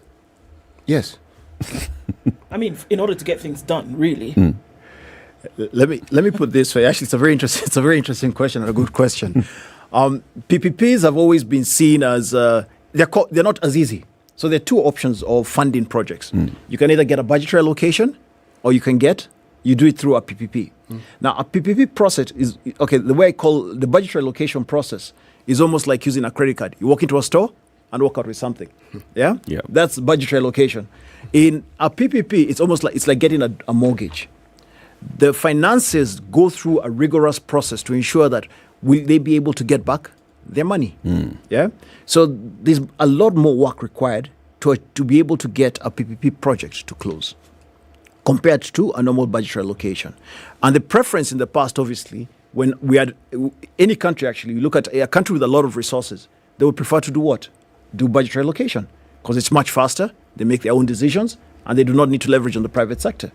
Yeah? And you do not need to do as much analysis as you would in a PPP. Yeah? So always the preferred route will be to go through budgetary allocation, but where we sit right now, we've got a big constraint. We've got a big constraint on the fiscal space. We've got a big constraint also on the borrowing side. So with the current challenges, the only route available to spur development is leveraging on PPPs. See, I'm born with a dog on this one. Yeah? What do I call it? You know what I meant. The dog is the bone and the dog are somewhere in the picture. Yes. Yeah, but so you see, the part of the problem with parastatals is that they're government owned, and the argument has always been that really doing business isn't the government's job. Really, they're supposed to provide an enabling environment, etc., etc., etc. Now, the thing about privatization, or the thing about the private sector, is that they bring in, among other things, efficiency, serious levels of accountability, the sort of accountability that, again, anecdotally speaking, government isn't famous for. So you have this situation where it would be a marriage made in paradise, because you have the owners of the entity and the people who own the capital, that's the government, and then you bring in this no-nonsense group of people who look into details that the government may not have time to, and the profit element that the private sector is particularly good at. So again, so you're looking at the word private in both instances? Yes, I am. Because this is privatization so I've just taken private. Of a public entity. Yes. Privatization of a public entity versus public-private partnership. Yes, and I'm saying that this private enterprise, you see, for there to be a sale, it means there are people who have an interest in this business and believe they can make money out of it. They're businessmen, okay? And I'm asking the question, why can't the government go into business with them? Why can't the government make money from these things also? That's a question I'm really asking. Does the privatization law only restrict to new projects, or can it also go into the government has actually embarked on a project, and at some point, to continue operating this project, bring in the private sector, they continue investing for a certain period of time, and then they'll sell it back? Because that would be like the case. We have a public entity, a sugar factory. It's already been established. It has outgrowers. It has everything. It's a going concern. Well, maybe not. But the private sector can then come in. So can that be considered a public-private partnership? The answer is no. Those are two different things, very different things. But I completely agree with you, Bonamuga. This is what happens. Like, for example, we're talking about privatization. It is actually about selling of the asset, bringing the private sector. The private sector brings in the efficiencies, and they're able to drive profitability within those public. Now they become parastatal. So it's 100% owned by government. Government sells some stake. It becomes a parastatal. That now becomes profitability. Profitable. The element about PPPs is about developing infrastructure. It can be new, it can be old. Yeah. So the new infrastructure, we normally call it a greenfield project. Yeah. So we come in, for example, we need to do a new port, for example. Yeah, and we bring in the private sector to develop it. That's a greenfield project. However, we can do something else on PPPs, which is a brownfield project. And the brownfield project is whereby government has already spent money to develop some infrastructure. And we've got one transaction, actually a dump transaction, water dump transaction that we're looking at, that the government spent approximately close to 20 billion to develop it. And we're looking to bring in a private sector to take it on. The government gets back some of that money, yeah, and the private sector operates the infrastructure. The damn thing. The private sector operates the dam for approximately for a concession period. Now, what does that do for the country? Government immediately raises revenue. Sure. Yeah, it gets back. Let's say it's 20B, the 20B 15 or 10, and could be with a profit also. Okay. Yeah, so it gets back some money, is able to do more dams. Yeah, or do other social infrastructure, social infrastructure, and that's why we've been lacking. Because what's been happening is government has been doing a lot of development of infrastructure, which could have actually been done by the private sector. Yeah, but also not focused as much on, for example, education, hospitals, where leveraging on those funds, those are not very commercially driven opportunities. Yeah, so government, that's where we should be putting the money. And since this, obviously, the change of administration happened recently, I'm sure you see every weekend His Excellency is talking about PPPs. Yep. Yeah. And PPP, this is a story we should have actually started 20 years ago. Yeah, because if we had PPPs running, driving all this infrastructure, government would have actually had a significant amount of fiscal space to do. So more money could have come now to help us in doing hospitals and schools and such. Absolutely. Now we are spending a lot of money building roads, and yet we should be. Anyway, let's take a break. It's 27 minutes to 8. Christopher Kirigwa is the Director General of the Public-Private Partnerships Directorate at the National Treasury and Economic Planning. He's here to tell us how the country can benefit from PPPs to spur economic growth. Time for us to take that break. We'll be back shortly after we take a look at the weather. Is your machine working? Your machine is now working. One can only okay, we can do a PPP for this machine. I think it's necessary. This is the Situation Room, the only way to start your day.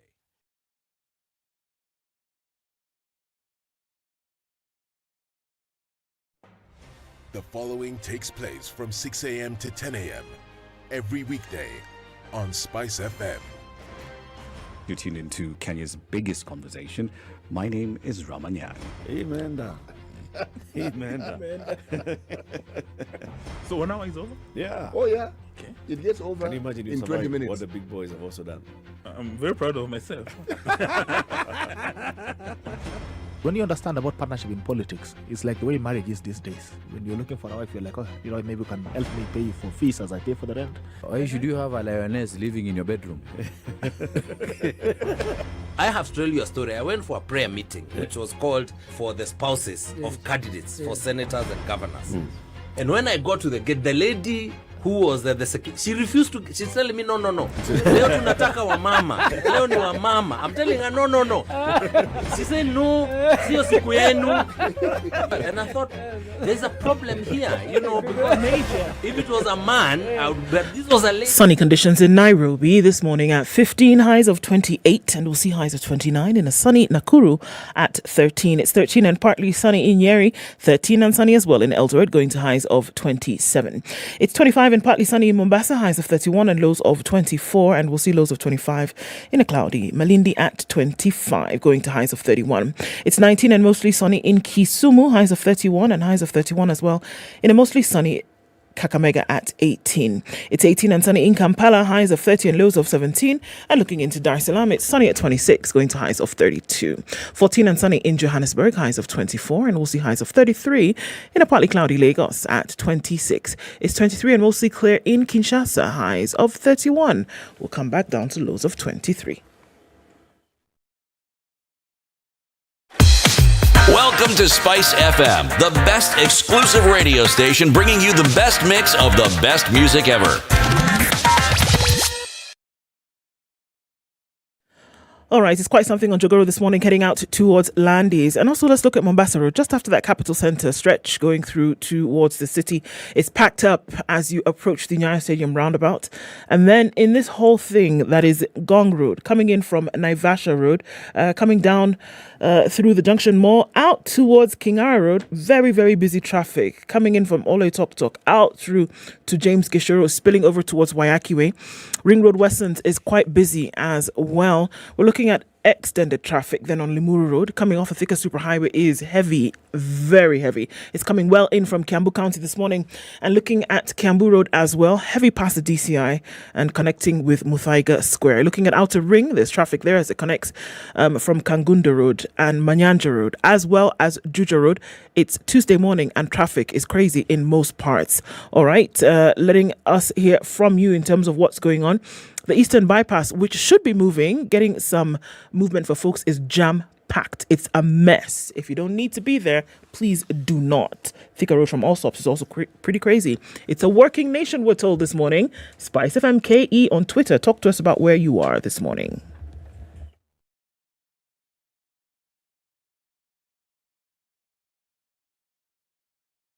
Mature, intelligent talk every morning. Spice up yourself.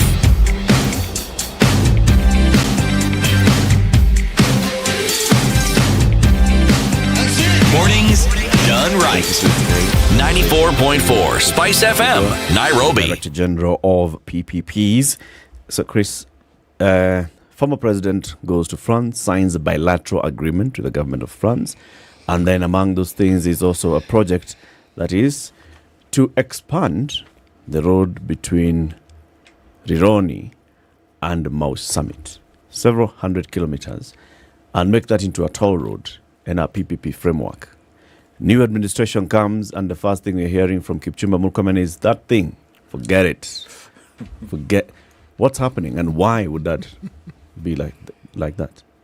I'll say the challenges of the road Nakuru Summit. Let me start the challenges. It's a much needed infrastructure.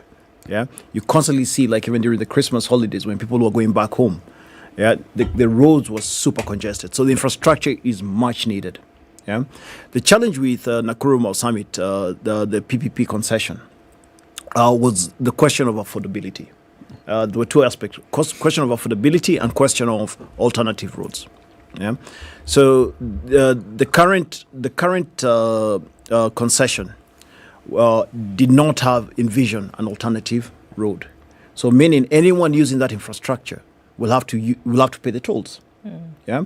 So it becomes very prohibitive to Kenyans. The second aspect was on the affordability aspect. The estimated cost to use a toll one way, the road one way, on a small car was costing close to 1,000 shillings. Yeah. From where to where? Just to use a toll road, the 175 From kilometers. Yeah, to the end. Yeah. Wow. So it's One way. One way. Yeah. And when you look at 171 kilometers. 75. 175 kilometers. Yeah, kilometers. 1,000 bob. 1,000 bob. Well, we are paying 370 for 227 kilometers. Is it 200? 27. 27 kilometers, yes. And we are paying 300 and close to 400 bob. Yeah, but there's an alternative. Okay. There is an alternative because on the expressway you can go down. You can use without an alternative, it becomes prohibitively expensive. Very prohibitively expensive. Yeah. So what we had to do with the partner, it's about looking for solutions to drive the cost down. Yeah.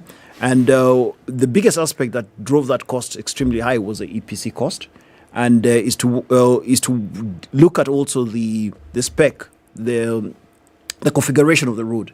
Was it too highly spec'd? Yeah. So that's some piece of work that. Could you just pause for a second? Sure. And explain normal spec, medium size spec, and over spec. And the go-go's. Yes, and over spec, so that we just understand. Yes. Bonamuga, allow me not to get into that detail because I'm a financer. Right. So in terms of not the engineer. Okay. Over spec, then it means a road needs certain specifications. Indeed. Now, at what point do you go into overdrive with the specifications? That's what I'm asking. Okay, that's a good question. So what happens is during the feasibility study. Yeah. Sometimes when you're doing the feasibility study, and also when you put in the specifications required for the road, sometimes you put in all the bells and whistles. Yeah. So you can put in, instead of putting streetlights, you can have chandeliers on the road. Yeah. So and it takes it completely off the cost. So it's to look at the aspects of how the specifications were put together. Yeah. And is there room for us to look at ways to either scale it down so that we can make it much more affordable, but also the bigger aspect was to look at the EPC cost. If this project was looked at, if we're able to get into negotiation, especially on the EPC cost, which is the cost of the construction, 2 years ago, I believe we would have found some savings. The challenge is with where the world is right now. Commodity prices have gone extremely high. Lending costs have also gone extremely high. I remember LIBOR, the rate of lending in borrowing in the US for the dollar, the LIBOR rate was about 0.2%. It's now close to 5%. Yeah, so that cost goes directly to the project, and the users will need to pay for that. So the challenge is that the CS of responsible for roads that he has highlighted are real challenges because. You look at, would people be willing to spend 1,000 shillings to go one way to go back home? Those are part of the challenges. If they're not willing, they have nowhere else to go. That's a challenge. How was it then signed? If you talk about all those things, so was there feasibility study conducted? Was proper costing? And you said viability, commercial viability. Was commercial viability conducted? Was a social impact study conducted? How did we arrive into signing a PPP that we look back and you're like glaring issues are emerging? And where were you? So where was I? At that time, I was actually seated down at Standard Chartered Bank. I was leading sustainable finance for Africa and Middle East and living the private sector life. I was like you. So no, when I joined, it was one of the big things that we actually looked at. Yeah, so we had to get into the depth of the project, and we worked very well with concession partners. They're actually very good partners. If you look at the consortium, the freight consortium, they're one of the best companies that you can actually get into on a PPP. So, what makes them that good? they are known globally for many projects. They do airports, they've done roads all over actually they do roads across the world, even in other countries in Europe. Yeah, so they've got a very good, strong track record. Yeah, and in the third world, they also have a good track record. I'll say Kenya was actually their pilot. Kenya was a pilot on PPPs, and this project is actually so strategic because it was going to actually unlock many PPP opportunities, not just in Kenya, into many other countries. So which means they should give us a discount. I think Wanamuga, we're going to leverage on your expertise. We'll bring you to the negotiation room. So you come into office, Chris, and this is among the things that you start looking at and start saying, okay, can we reopen this? Can we have conversations and renegotiations? How did that go? It went very well, I think, at the beginning, because the risk was actually aligned to, it was tilted to government. So in case there's a shortfall, the government will have to pay the difference. Yeah. So that liability that was going to go to government is what actually created a big challenge. Yeah. And there's a wider team within the Treasury. So we've got my colleague who's in debt. If this contingent liability materializes, it needs to be booked under debt. Yeah, we need to borrow to bridge the gap. To bridge the gap. So when we looked at it within Treasury, we saw the gaps, and we had to have the tough conversations with the concession partners. They are currently working, hopefully, to come up with a solution. Yeah. And when I spoke to them last week, they said there's some solutions they're looking at to try help Kenya government bridge that gap. If that happens, it's a very good transaction. Yeah. But also the element we're not touching on is the alternative. Yeah. Yep. An alternative has to be given, and there are also solutions that they're discussing to hopefully provide an alternative for the road.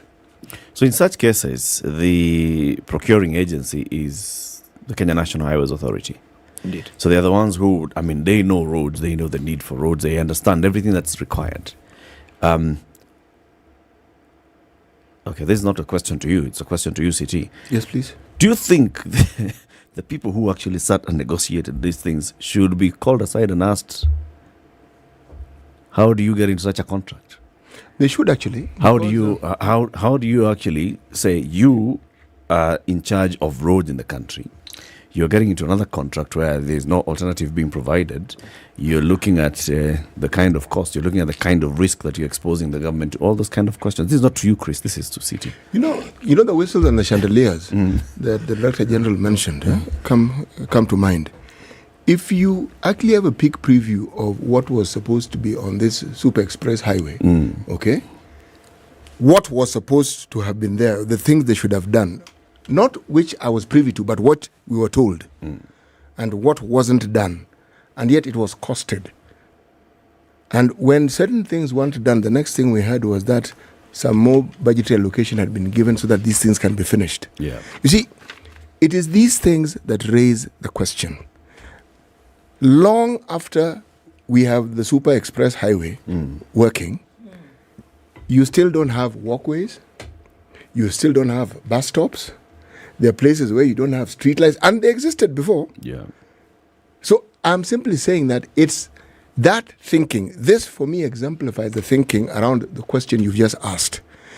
Somebody comes up with what they know they need to, because these are engineers. They know exactly what needs to be done. They do know. But I get biblical on this note. To him who knows what is right and does not do it, to him or her it is sin. So why is it that they who are trained are charged with this responsibility? Why then don't they do this thing that they know? Because here we have an alternative. Clear. Rickety and the potholes, no problem, but it's there. Okay. Chris? Can I come in? Yes. I'll say this first in terms of, let me start with the PPPs. PPPs also globally have good track records and also very bad track records. Yeah, and part of the challenge is that expertise did not exist. Yeah, which expertise? Delivering PPPs. in this country. On structuring the PPP. Absolutely. Okay. So that didn't exist. So it's whereby, and that's why actually I came in to the public service, is that expertise can be built, but was not there. Yeah. So when they got into those contracts, it's not they did not know at they did not know at what do you call? They did not look at the contract end to end. They did not understand the financial implications at that time. And right now we're very aligned, extremely aligned with Kenya, because even Kenya knows very well that the costings are a challenge. Yeah, but there's an aspect you've touched on, which is project management, which we've been actually extremely poor at. Yeah, because when we deliver this infrastructure, we need to project manage it and look at if this is what was agreed, are we getting that? Yeah. So one thing we've developed a monitoring evaluation team, and the monitoring evaluation team actually monitors what was stated, what was negotiated. Is that what has been delivered?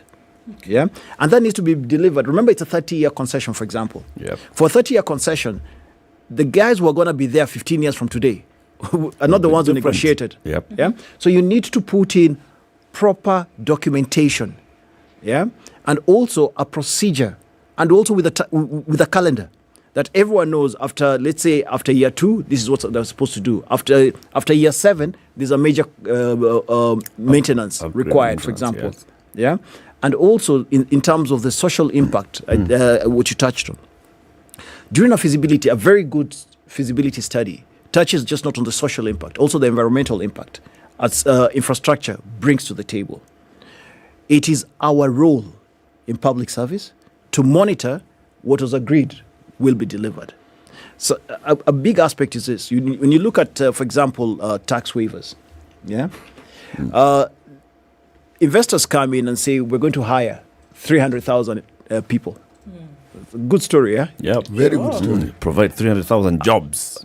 Now, do we do KPIs to monitor was that actually achieved? And if they're not achieved, are you paying us now the taxes because you did not achieve your targets? Are we getting a discount? Are we sharing the upside and the downside? Are we? Sorry? Are we? I was asking a question. We take that ball and we so throw is that it back is that into what your you're saying now? That should be. Is that what should be in the project thing? management and M&E? That is exactly what we've put in. But how do we excuse Kenya for an absence or a lack of expertise? They don't need to have the expertise. If they found you, how long have you been in this country? In Kenya? Yes. 46 years. Precisely. So it means you are here all along. If they didn't have the expertise to negotiate these PPPs, they could have gone to Stanchart, Middle East, found Chris. That's the point I'm trying to make, because it's like this story of project financing vis-a-vis the money we've borrowed, and as people argue, we've leveraged the port. It's not the port that has been leveraged. And you see, Chris, you need to understand how that aspect of financing actually works. Now, if someone doesn't know it, it doesn't mean that they don't have to know it. Somebody else might know it. Why don't they just do the needful and go and find out who knows this thing better than they do? I think that's what government did. And that's why I joined government. So I think it's a starting point. And when you look at, for example, even on transactions, in the past, transactions, even the legal requirement, the legal support, would never.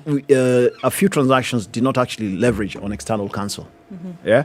Right now on PPPs, any transaction we work on, we bring in external counsel too, over and above the AG's office, obviously, who support us. Yeah. But we work jointly.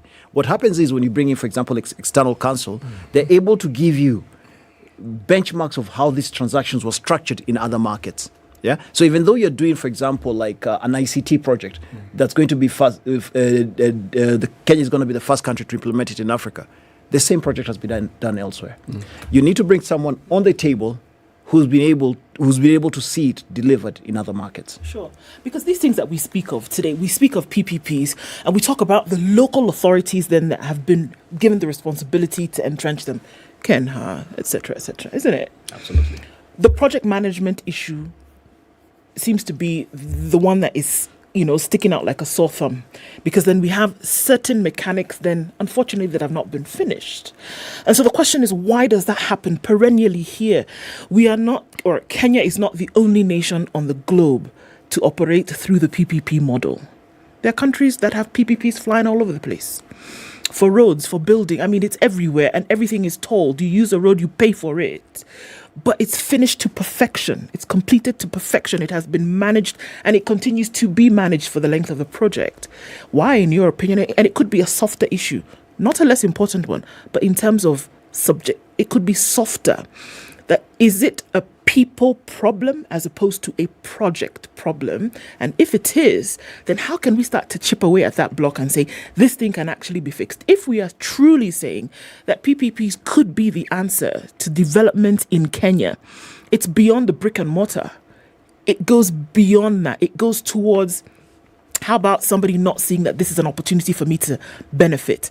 How about somebody seeing that I'm actually contributing towards making sure, proverbially, that Kenya is a better place? How do we deal with those soft issues? Okay. Let me say this first. I don't think it's a people issue. Yeah, it's not a people issue. Everyone who I met at the directorate, at the treasury, likely maybe less than 3 people are new people. It's still the same team. But they're able to do this. They're able to structure these projects and look at the governance aspect. Yeah. A big element is that I saw when I joined the public service. It was almost like a roadblock. Someone will tell you what cannot be done as opposed to what needs to be done to unlock the blocks, the challenges. Yeah, and you asked actually the first questions Eric asked me, how has it been?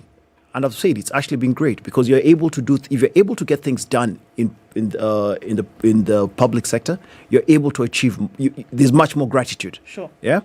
Now, so it's not a people issue. The people are good. Yeah. But I think the key aspect that needs to be there is a governance aspect and also good leadership. Yeah. Who's a leader? A person? We're all responsible for that. It's actually so if PPP fails, I'll take full accountability to it. So when you look at just this month, just January, we've cleared a few projects, and hopefully by the end of February we'll have another 5 projects. Cleared. Yeah, we've done a huge amount of work to structure water PPPs. Okay. Yeah. On the water side, the water sector PPPs, we've put together a water purchase agreement, a draft water purchase agreement, that investors will be able to come into the country, look at it, and be able to see what kind of contract they'll be getting into. And this is whereby we've balanced the risks between the private sector and the public sector, private and public, in a very balanced approach. Sure. And also we've leveraged on global expertise in doing this. The second aspect is, like when you look at the water sector, someone might say it's very easy to do water sector PPPs. It's actually not. However, there are so many solutions to unlock the challenges in the sector. Yeah. When you look at, for example, Nairobi, we've got non-revenue water of approximately 46%, call it 50%. Yeah. So every liter for every liter that you produce, you lose 50% of water. Now, can that be fixed? The answer is absolutely yes. There are PPPs that are done for non-revenue water. And how do you get non-revenue water? Non-revenue water is brought in about by either lack of meters, leakages in the system, theft, and also vandalism. Yeah. So to fix this system, and also governance, by the way, governance is also a very big aspect. Yeah, because non-revenue water is you sell water, but you're not making it. It's lost. Yeah. So we're putting in place, for example, a PPP for the key counties to minimize non-revenue water. So to take it from the high levels of close to 50% to below 20% levels. Yeah. Now, water companies become profitable by doing that. Now, so how long does it take? It takes about 3 years to sort out non-revenue water. Yeah. It takes about 3 years to develop a dam. Yeah. So by the time you start fixing the broken infrastructure, and the dam is complete. The dam is complete, and now the project becomes bankable. But these processes need to start simultaneously. Yeah. It's once again, actually, you said it very well. It's project management. Yeah. But now we have a responsibility because as Treasury, we're the ones who take the hit. Yeah. We need to allocate resources if this doesn't work. Yeah. So we've got a big responsibility to ensure that the contracting authorities in the different sectors also manage the projects well. And if they don't, you take them to court, or who does? No, I think someone will tell you, najua Chris umenipata hapa. and you will leave us here. Tumeona wengi. No, I think we each have a responsibility. Right. Yeah, and there's a role for the Auditor General, and to ensure that the governance is it's in place. Please don't forget there's a role for Parliament. And there's a role for Parliament too. Yes. Absolutely. Chris, thank you very much. 1 hour is a short time. Still a lot to discuss. There's you, in fact, explaining the water PPPs. There's you telling us the potential of, the PPPs, especially to unlocking the potential in our counties. There's a lot. So this is an open invitation. Come again soon. Asante sana. Say yes. Asante sana. I will come back. Just to let you know, in terms of the one thing I haven't touched on is the opportunity size. We're looking at all sectors in PPPs. So we start from ICT. You spoke about Galana. We also have a private investor who's shown interest in Galana. We've got, so agriculture is big for us. We've got obviously roads, ports. We're looking at all sectors, water in the economy, transmission lines. We've got opportunities in excess of $10 billion. Whoa, that's huge. Yeah. Thank you, Chris. Come again soon. Asante. Christopher Kiregwa is the Director General of PPPs of the National Treasury. Good morning. It's 8 a.m. Spice up your life.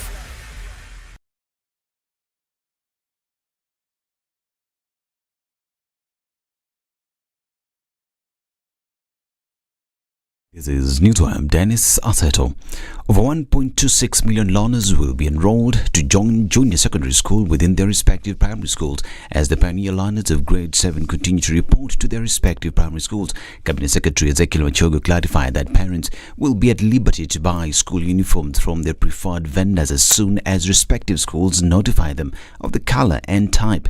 The CS further reiterated that JSS education is free in all public schools as the government is providing capitation for each student. We also say it is free. There is no money for registration. And let me repeat that no principal, no board of management, no parent association, no any other person will be authorized to come up with unnecessary levies as registration fees. I've seen some newspaper reports, social media reports that some parents are getting scared, saying that there is something like registration fees. That one, anywhere, it will be legal, and government has made it clear that the 15,000 we are giving us per student will be able to cover all the requirements as per each and every school.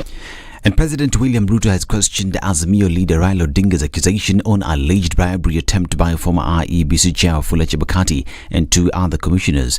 Speaking in Mombasa, Ruto asked Odinga why he failed to raise the allegations during the Supreme Court petition that he'd filed against his win. I was listening yesterday to one of our politicians who was alleging that members of the Independent Electoral and Boundaries Commission went to his house, and he's telling this story 5 months after the act, and he's volunteering this information laced with insinuations that the officials had gone there for something he has not disclosed. It begs the question, if it is true, what were these officials doing in your house at your invitation? Being a candidate, how did you end up inviting officials of an independent body to your house? It also begs the question, you had an opportunity to bring up this evidence of alleged bribery before 7 judges of the Supreme Court. You did not. You have instead chosen to take this big announcement to a political rally. I can see that the job of a prosecutor is really difficult.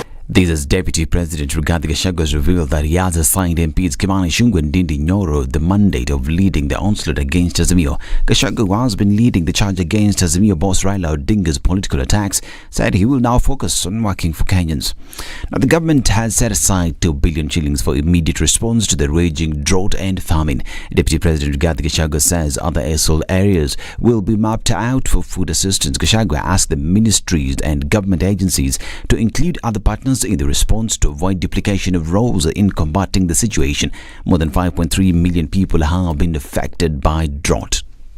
The government has availed Kenya shillings 2 billion, which is available. Again, I think CS, now that you are settled, you need to review counties that were not in ASAL that needs to be brought on board. There are counties that have suffered over the years because they are not in ASAL. If you look at areas like Tharaka, Bere, Kieni, Deya, Nyatike, there are areas that are really ASAL.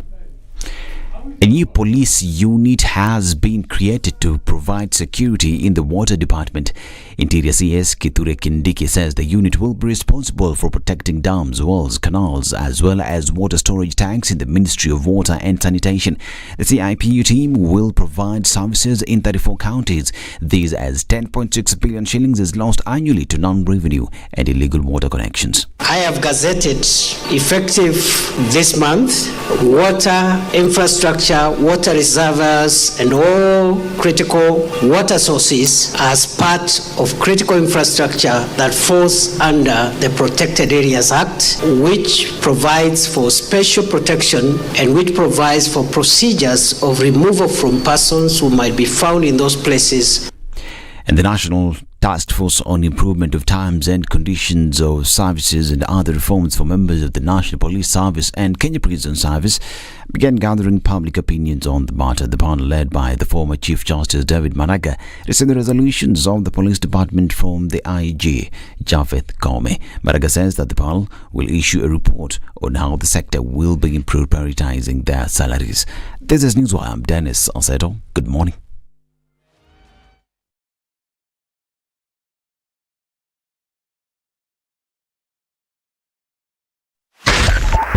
.5 SpiceFM, Kisumu.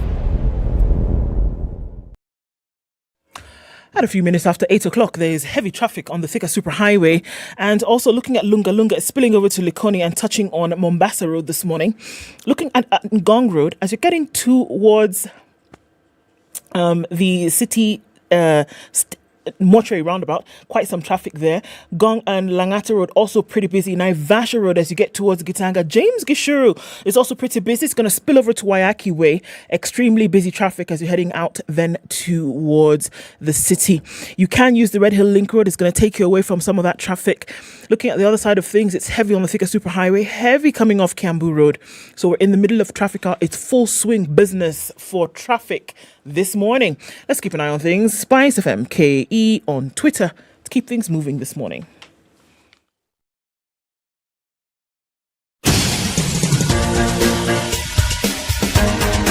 This is The Situation Room, the home of hard-hitting political commentary and penetrating insights about the state of the nation. This is a talk radio experience like no other. The Situation Room, a place for hard truths, debates, and elevated conversations. The Situation Room, witty, political, engaging, deep, controversial. In the room, we have C.T. Muga, researcher, academic, seasoned political observer, a fountain of wisdom in these politically uncertain times. Ndu Oko, Nigerian by birth, Kenyan by choice, communications expert, Pan-Africanist, a truth seeker and believer in people power, and Eric Latin, agent provocateur, the man in the chair, seasoned journalist, news hound, a man who believes in punching up, not down. This is The Situation Room, the only way to start your day. Yeah, it is 7 minutes after 8. Good morning and welcome to the third hour of The Situation Room. Happy Tuesday. It's the 31st day, the final day of January. So the next conversation we want to have is with regards to pubs, restaurants, bars, nightclubs, and all those kind of things in the country. Nicholas Dua says, interesting to hear the PPP DG enumerate the challenges and potential solutions to so many problems in government, wondering why they do nothing about them. It started so well. Actually, the thing the first part of that statement was great. I think the point he's making is a valid one. And perhaps what we need to chime in and tell that esteemed Kenyan is that the government does a lot more than they actually talk about. This has always been the problem of government, at least this particular government or successive governments in Kenya. They do a great deal, we just don't know about these things. This is it. Yes. And this is what we're speaking about the other day in terms of communication, because it's unfortunate that if you do not know something, the likelihood of you to castigate and the lack of progress or the lack of any kind of process is huge. Yeah. If there is a hole, you're going to fill it up, and unfortunately, you fill it up with a negative more times than not. You know. But also, if you have to many- tell me what you're doing, if I can't see what you're doing, there's also a problem. Yeah. Abi? A bit of a problem. Yeah, it's just a bit of a problem. If you have to come out and all the time communicate that this is what we're doing, and we're talking about hard stuff that you can see with your eyes, then there's a bit of an issue. Don't you think so? But at the same time, I'm just looking at the point that he made about some of these things taking 3 years or so to do. There's a lot of pre-project negotiation that takes place, things being set up, and perhaps that's the communication then that needs to be given. You know, we're having a conversation about things that are happening. There is also a little problem here. And in my mind, it is the deliberate nature of certain things. Yeah. You cannot tell me that somebody who has risen through the ranks and gotten to a position of authority in a government agency cannot understand the limits of their own knowledge. Why do you think the agency... Wow. Why do you think the agency? Why do you think the agency employs so many people? Why do you think they have this diversification of disciplines within an agency? Because it is understood one person isn't going to be able to cut it. These are people are needed. So, if that therefore is the case, and it's something that is easily understood, how then does one look at a situation and you say, you know, this wasn't available?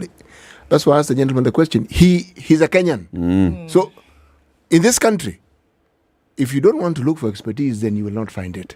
But it is there. It's available. Yes, it's just that you didn't bother looking for it, or you chose not to bother looking for it. Yep. Yes. Yeah, it's just by choice. Yes. It's just by choice. Joanne says, encouraged to hear Christopher this morning. I think will immensely benefit if this is done right without corruption and other issues in, for example, improved resource allocation. The public-private partnership in Kenya will improve the efficient use of resources and allow for better decision-making, improved infrastructure, increased private sector investment. There are very many things that John says, well, PPPs can really help the country.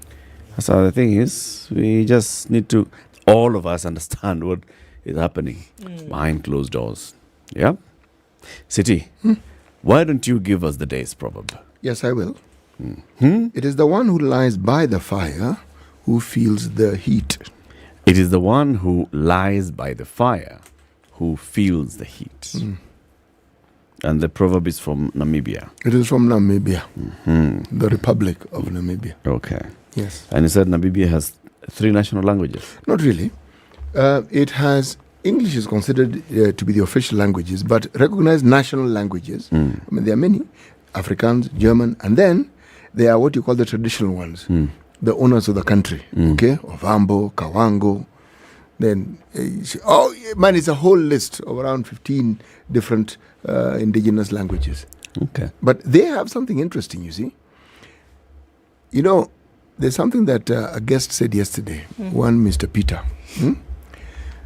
You know, we actually don't have in this country a community that is a majority. It is a big minority, but not a majority. In Namibia, they have a majority. They have a majority? Yes, there's a community that is 49% of the population. Right. That is a majority. 49 is a majority. It is a majority. Is 50% plus 1, boss. That is mathematically speaking. If you're 49 and speaking, yes, and the next indigenous group in the country is 9%. Is 9. Then the other one is 8. Then the other one is 7. You're in the majority. You're a majority. There's no question about it, because you just need to look for the smallest group that has something like 3%, and you're above 50. Quisha. That's it. The other 8, 9, those ones, they can dance to their own tune if they want. Can dance to their own tune. We want to have a conversation now about bars, okay? So, a conversation that's been taking place for many years in this country, especially if you look at the central Kenya region. Remember Governor Babayao and him saying, you know what, I'm going to come and close the bars. And he led the operation himself to go and shut bars down. And the other one where, you know, communities coming together and just making noise and wondering, so how come this is happening? We have a proliferation of some other unscrupulous kind of drink that people are just taking one sip and they are done. One sip and they are gone. And you're wondering, why is this happening? So these conversations have taken place. The former president, Uhuru Kenyatta, even hosting a meeting in State House and saying, we have got to deal with the problem of alcohol in this country. We must deal with it. This time, it's come up with the Deputy President, Rigathi Gachagua. And just recently, he was talking about the same thing and saying, we have a problem with alcohol in this country. And especially if you look at many of our counties, remember the senator for Kericho County, Aaron Cheruyot, personally leading a campaign against some certain brewers and distillers of alcoholic drinks, and saying these guys are spoiling our youth. So it's a big problem in the country. NACADA was established because of alcoholism. In fact, the first boss of NACADA, the former PC, Joseph Kagode, used to say, our big problem in this country with substance abuse is actually alcohol abuse. Many years ago, more than 10 years ago. So we are still at that conversation. Now, Reggie G has come and said, you know what, I'm an honest man. I sleep late, I wake up early. I don't take alcohol. Why should you? Well, he has said it. He sleeps early, wakes up early, he doesn't take alcohol. Yeah. So does he want us to give him our own testimony? We don't sleep early. Wake up late. We don't wake up. Take alcohol. Yes. This is how we operate. So he's basically proposing to the counties. You know, the counties are the ones that license, the liquor licensing boards in the counties, and saying, you, look, in some areas you are finding that you are receiving so many applications for restaurants, so many applications for bars, so many applications for things that are called nightclubs, and you're like licensing all of them. Start restricting these things. It's better for the community. It's better for people to see. You go to a certain town and it's not just bar, church. Bar, church, bar, church. Butchery. Boarding and lodging. Boarding and lodging is behind the bar. And the butchery. Apo inje is boarding and lodging. You can sleep wherever. You know, every time I hear these stories, Erica, the thing that comes to mind is that the focus, it doesn't matter whether it was the former President Uhuru Kenyatta or the people who've dealt with it, the focus is on the symptom, not the problem. The question is, why is it that there is excessive consumption of alcohol? That's the question. Not consumption, excessive. Yes. Why is it? And why do we see it among the youth? What we call unscrupulous businessmen see an opportunity. And this thing didn't begin yesterday. This thing began a long time ago. There were even licensed institutions that produced alcohol in this country. And there was a hue and cry about some of the products that they had. Huge hue and cry. Now, alcohol in many, many communities have been a social product that people consume responsibly. But look at the way we handle alcohol. Look at the way we treat issues around alcohol. Yeah. You begin by demonizing the product, and then everything from that point onwards just goes downhill. Instead of addressing it responsibly and saying, okay, folks, this is what we need to consider about this. Yes. Our guest is Michael Mudhami. He's the national chairman of the Pubs, Entertainment, Joint and Restaurants Association of Kenya, PERAC. He's in the studio. Good morning, Mike. Morning. Good to have you on the show. Thank you very much. Karibu sana. Pole, you got late. You know, this thing of expressway exit, entering, it gets everybody. But it's good to have you here. Thank you. At least traffic maybe shows there's some money in people's pockets. Yes, which is good for our bottom lines. The best indicator of money in people's pockets is your bottom line. Yes. and traffic jams. It means people are driving. And many too. And many? And how much pubs are making in a single day? Pubs are not doing too well at the moment, but we are hoping. Yes. Pubs are not doing too well at the moment. No. Well, like everything else, I think what is not the amount doing too of well? money in people's pockets is, you cannot compare what's happening now with the amount of still closures happening. You saw yesterday Njogona's closing. So it's just across the board. So we are hanging on. Everybody's suffering a little bit of something. Economy's not doing too well. Everybody's struggling a little bit. The last time you were here, there was an issue because in Nairobi, they said, okay, look, we're going to only operate till a certain time. And it's barely a month, 2 months down the line, and now the deputy president is saying, okay, even those of you who are there, let's just restrict it in towns to one licensed one. So it seems as though you guys have been taking... He went back on his words. Hit after hit. A bit, please. He went back on his words and clarified and blamed it, obviously, on the media. Of course. So what is the latest? To say? I cannot put words in his mouth, but I think what he was talking about was what he deemed to be the problem, which, to be honest, we do not deem to be the problem. Which I thought he said he was thinking that there is clubs that are there 24 hours, people are drinking all night, and that's not the case. These people is talking about the young men, and now, sadly, women who are inflicted with this sad state which we have of... he was talking about alcoholism as a problem, although I don't like to talk about that, is that their drinking is not... You'll find someone drunk, yes, in those two small towns in the morning, 9 o'clock. He's not been drinking the whole night, or she's not been drinking the whole night. They have woken up in the morning to go drink. And they have looked for... Majority of them, I'd say go as far as 80 to 90% of those people have drunk from an unlicensed joint, first of all. Okay. The alcohol they're drinking is illicit. I'd say 75% of the time is illicit. The person Rigiji is going for and discussing, I think they have to do some sort of check behind where they're getting the alcohol from. But is that a problem, Michael? Huge problem. And so is it possible that is the premise from which he's coming from? That you go into some of these communities and you see people, it doesn't matter. If you wake up in the morning at 5 o'clock and go take a shot of something, there's an issue. Yes. Right? And if, but the people he's attacking. Let me just, so if people are coming out and doing this and we see a proliferation of it, that's a problem. But are you saying now the connect is the people then who are properly licensed should not all be bundled up now in this problem? Yes, because it's not us who are creating that problem. First of all, let's help each other with Rigi and the government and everything. They have a huge problem right now with collecting money. Who? The government. Okay. They're looking, that's why they're trying to raise our taxes on everything. As it stands, the taxes they could be collecting from these counterfeit and illicit products that these people are now drinking in order to get them where they are. I was hearing I actually did some investigation into this. We are looking at 100 billion shillings a year in Kenya. That is on counterfeit.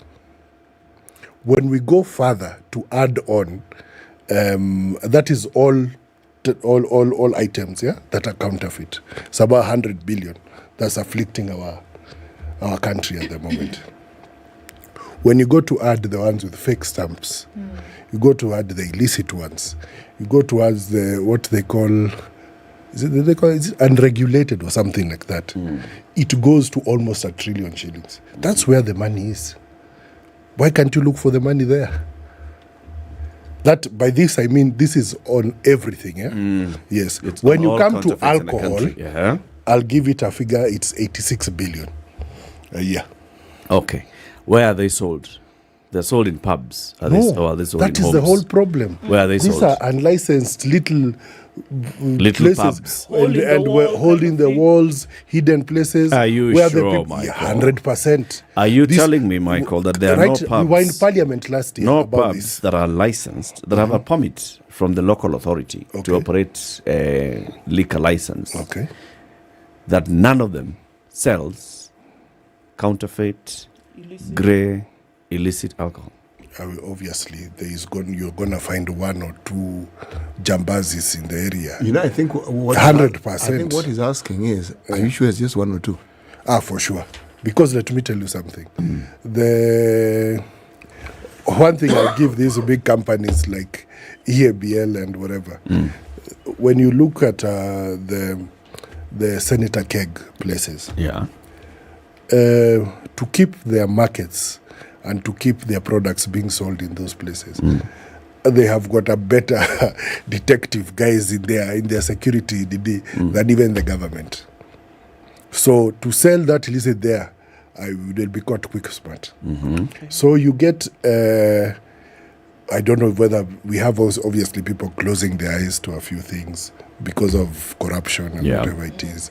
You have, but consider this: our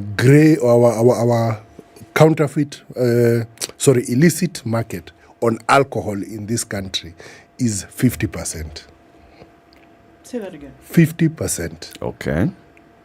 So let's just clarify this. Illicit. Just say, explain. So when you say the content is 50%, meaning the alcohol that is available in the market today, half of it is illicit. Half of it is illicit. Half of it is illicit, yes. Okay.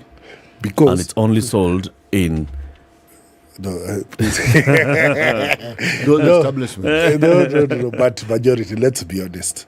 We are pretty. I'm not going to go all the way to buy the licenses, to do everything, to pay for all those things, and then put out counterfeit. It's against. It does not even make sense. How do you know it's counterfeit to begin with? Because if there's a bottle, and the drink is green in color, and the label is the same, how do you tell it's counterfeit? A maestro or connoisseur. Okay. And, through taste, okay, that's one. The after effects of said. Some differences, obviously. So as a seller, how would you know? As a seller, I suppose you'd have experience on one hand, feedback from your customers in case there was a mistake on the line or somewhere. It's the truth. But majority of those things are sold knowingly. All this, what we were calling, is it fourth generation alcohol and whatever, where people were going around collecting bottles and then refilling them. Yeah. We had the alcohol coming from Tanzania at night through the porous border. When we had an issue with I remember there's a time we had an issue with the Jameson, like 5 years ago. When they're coming with the trailers from Tanzania, seriously. So this is a problem from within the government. There's officials, obviously, who are being paid off. All that is happening. Yes. As an association, because now you bring together, it's a membership association. Yes, it's a BMO. Yes. Pubs, restaurants, and entertainment joints. Yes. They come together and they join this association for various reasons, among them advocacy and others. Yes. Do you have measures of ensuring that all your members adhere to the said laws and stipulated laws, that you can also even point out even non-members who are doing bad business, that there's a reporting mechanism? Okay, if I talk about our association itself, we've got an ethics document which you sign when you come in, and give some sort of undertaking to live by the code and do clean business. Yes. But if we're honest, we have a lot of unscrupulous people out there. Okay. And all the way through our, I think, value chains, be it alcohol, food, we are busy eating bad food. It's just something very sad. I think when I was younger, I don't think this was there. It's just we have lost that utu, I think, amongst ourselves. And we have people whose just mindset is only about making money. So when the Deputy President says, let's you as local authorities, as the liquor licensing boards, check the number of establishments that you license to operate as bars and as nightclubs. What's wrong with that? Why are you getting involved with open markets? Isn't your job as a government? Because but your job as a government is you're a regulator. That's why you're a licensing board. The proliferation of bars does not mean more people drink. And that's a fallacy. What does it mean? Yeah. Just because here there would be a line of 10 supermarkets doesn't mean there's more people shopping. You just told us if there are more cars on the road, there's more money. I mean, in people's pockets. You're using that in people's logic. Pockets, though, that is not the same at all. Apples and oranges. If there's a line of supermarkets here, 20 of them, that doesn't mean that they're going to be more. It just means that me as a customer, I now have choice. And the person who's giving the best experience or whatever is the one who will get the clients. You'll find a bar there, it will be closed by attrition, not by government regulation. Yeah, you don't have the nice chairs. You'll not have customers for 3 months. You'll close yourself. Yeah. But why is government trying to get involved in open market policy? Okay. But Michael, the example you've given of supermarkets, or any business for that matter, any business, serious business individual will do a great deal of fact finding before not only open an establishment but at a certain location. Yes. Okay. Now, because that is the case, are you saying, therefore, that when it comes to the business that you yourself are in, that this is not done, that they open simply because maybe somebody has money, is thinking of what business to do, and so they open a pub? 100%. We have a very big issue with that in our business, where everyone who's retiring thinking, what do I do? Do I buy a matatu? Do I open a bar? Hapo ndo nilisikia kuna pesa. It is a problem we have, and that's why one of our major advocacy things is about pushing for investment in education to people who are even retiring and whatever, to give them. We have a program for bar owner training. You come, we teach you, because maybe this is not for you. The issue we have, the professionalism in this business. I'd say people who are, I'm in the hospitality industry. Yep. Out of 100%, we have maybe 45. The rest are just pure investors. 55% are just people who have money. They're looking for a return. Yes. Okay. Now, using the same logic of attrition, if they get into that business without putting in everything else in place, customer will move. Customer will not be with them. So when you see them proliferating and opening and remaining open for a year, it's because customer has come. Yes. For one reason or the other. Maybe, you don't have good stools, but you have cheaper alcohol.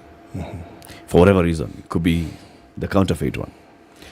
Or you have better service, right? Whatever reason, it's keeping that pub open.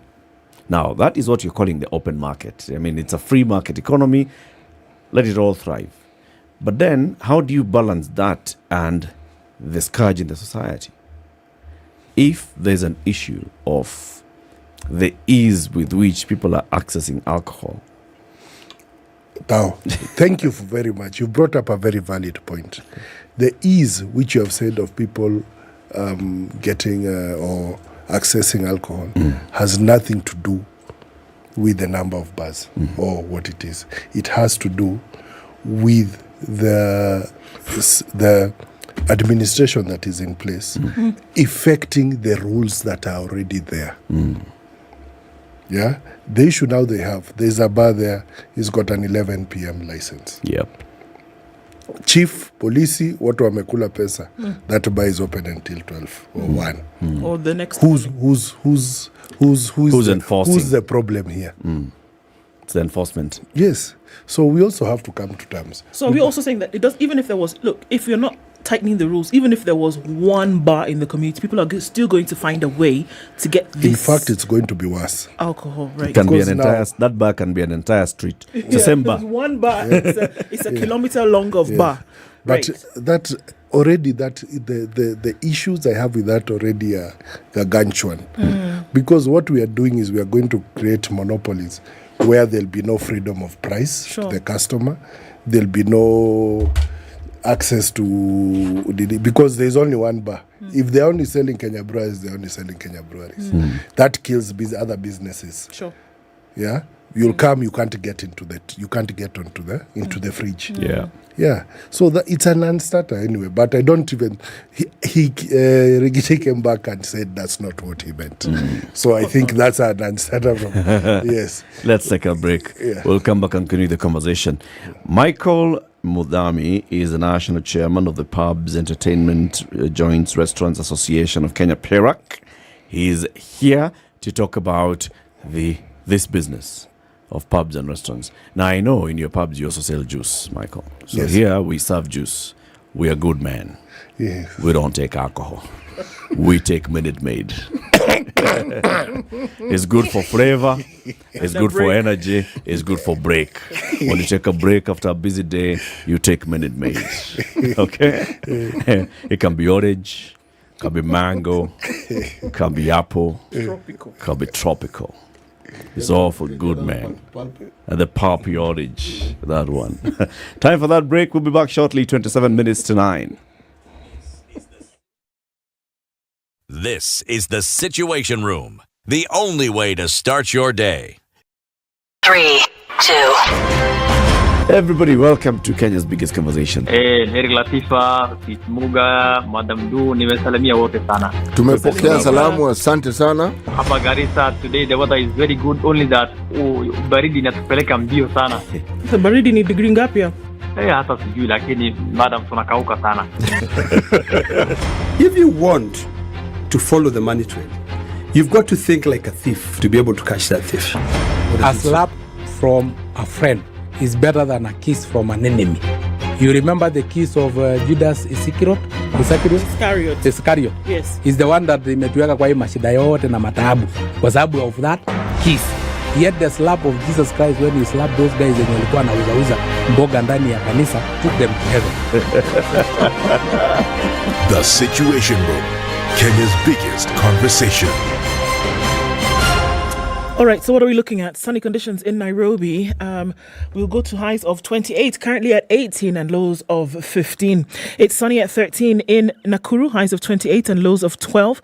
We're looking at sunny conditions going to highs of 27 in Nyeri and 26 in Eldoret. Partly sunny at 26 in Mombasa, highs of 31 and lows of 24. And Malindi will be cloudy through today, highs of 31 and lows of 25. It's cloudy at 22 in Kisumu, highs of 30 and highs of 31 in Kakamega, where it's currently sunny at 22. Kampala is sunny at 21, highs of 30 and lows of 17, and we'll see highs of 32 in a cloudy Dar es Salaam at 27. It's 15 and cloudy in Johannesburg, highs of 24, and we'll see highs of 32 in Lagos, where it's partly cloudy at 26. 23 and cloudy in Kinshasa, go to highs of 31.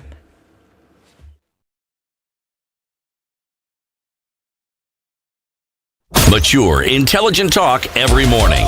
Spice up yourself.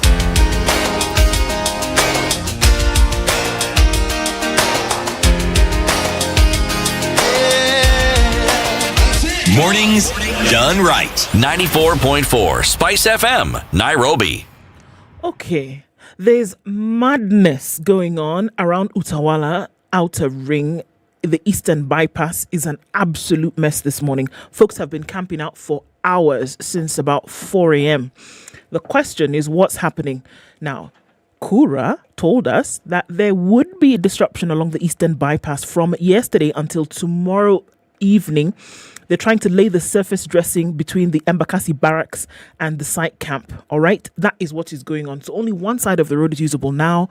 Vehicles are not moving, going, coming, standing, everything. People are walking, getting up. Yes, it's madness. Kura's on site, trying to finish a job by 6 p.m. tomorrow, and that's what's causing the traffic. If you're in any of the opposite directions, you know that's what's happening there, in case you did not know. All right, Kura is not on the Thika Superhighway, but there's traffic there. It's coming into the city, and it's heavy. It's also heavy on Kiambu Road, and we're looking at it heavy coming off Ngong Road as well, going into the city. It's crazy on Wayaki Way, coming in from James Gishuru, crossing over to Kuna, you should be fine, but then you're going to get to Lower Kabete, and it's going to slow down once again. We're in the middle of traffic hour. We'll be here for some time, so sit tight, be patient. Let's see what happens in a short while. Talk to us on SpiceFM, KE on Twitter.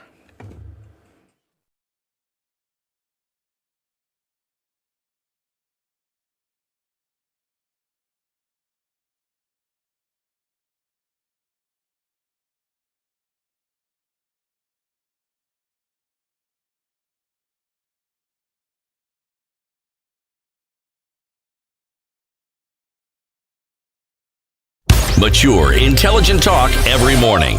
Spice up yourself. 23 to 9, the conversation continues with Michael Mudami, chairman of PERAC. He's here with us. Michael, if you'll remember what the Kericho senator was doing a couple of weeks ago, where he was leading the youth in raiding these places and saying these people are making illicit alcohol. and selling it to the market. And this has been a complaint everywhere. Even Babayao was doing the same thing, leading those raids where they would go. And this time it's not about changa, which has been, everything has been thrown into it. You'll find a yam, toner, clothes, and some brown looking thing. It's not that. It is actually some proper distillery. Still stuff, man. With clear stuff. And they're saying that this is all illicit, illegal, counterfeit, everything, all manner of things. Why is there such a proliferation of those supposed cheap drinks in the market? I suppose we might just be honest ourselves and say demand. If there was no demand, there would be no supply. These people would not be making billions. So it's the demand for that drink, or is the demand for a drink? No, it's the demand for a drink that is that someone with an empty pocket can pay for. Mm-hmm. The issue here is cost. Let's just be honest with ourselves. There is no the average person right now, I think, cannot afford 2 to 3 beers a day. The way they used to relax, have a couple of beers. It's been pushed out of the pocket of the average mwananchi. We've had 3 excise duty increments in the last 12 months or so. 2 inflationary ones, 1 for the budget. We were in Parliament last year. We've gone with all from the KPMGs of this world and everything, shown them why Tanzania is, the president talked about Tanzania is doing so much. You can show them exactly why the government is collecting so much money by taking less. While here, the mindset is just add. You're the one who said they're looking for money. So it's taxation. taxation. Yes, but that's the thing. It's counterintuitive. If they were to reduce the excise with this budgetary cycle they're doing, let's say for the drink that is sold most and has got the biggest earner of revenue for the government tax-wise, which is Senator, or for East Africa breweries, the one they call a keg. Reduce excise on that, the taxes would go up. It's simple mathematics. The Laffer curve shows exactly what is going wrong. But I think there are just some people at Treasury who they only know one direction. Just walk us through this. So you're saying that if the excise tax is lowered, what will happen? People will consume more. The cost will reduce. And if the cost reduces... Yes. There are people who are knocked off Senator because of the cost and are now drinking those illicit drinks. They'll come back there. It's something they know the quality. The quality, know it's coming from. It's available everywhere. And it's not only breweries that make these cakes. There's also from other people. Yeah? So that's why I was here for breweries. But they're independent brewers. Yes. And that would just increase the amount of competition, everything.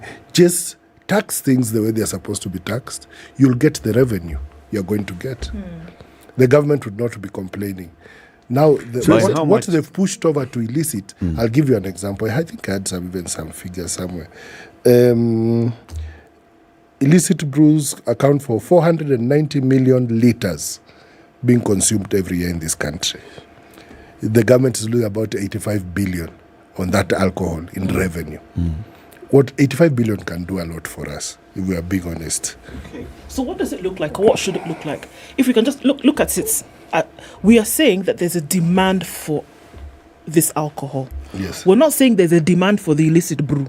No. What we're saying is that there's a demand for alcohol, but there's a demand for alcohol that is affordable for the majority of folks. Yes. Right? Yes. Now, what has happened is that people then who are manufacturing, right, then are manufacturing at a cheaper cost. It's not licensed because then again, ease of doing business does not exist then for them. Yes. So it's somebody with a distiller in the backyard of his wherever doing something and then packaging the stuff. It's got a label on it. People are buying it for, huge difference between that and what has actually been licensed. Yes. Right? So what are we saying now? That the call then is upon government to say, ease business for these guys. Let them be able to compete in this market and deliver, because they're doing it anyway. They're delivering this brew for a cheap price. They're going through the process. It's clean stuff, like we said. It's packaged properly. So are we saying essentially, allow them into the market legally, properly, with the right channels? You make more money as government, and then everybody can be happy. Is that what you're saying, Michael?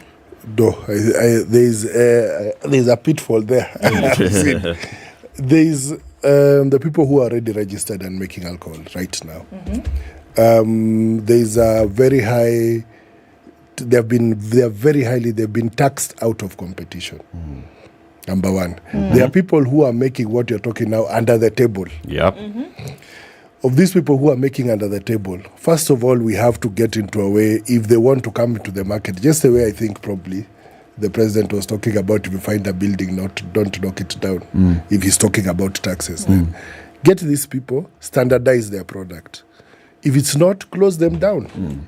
Yes, or close them down, make sure they're standardized. Then if they are there, they opened quite a few of them that had been closed down. Does not go after hustlers who are trying to make a living. we are not fighting. We are just being taxed out of our businesses. But you see now this tax is now both national government, county government. I think we are just tired at the end of the day.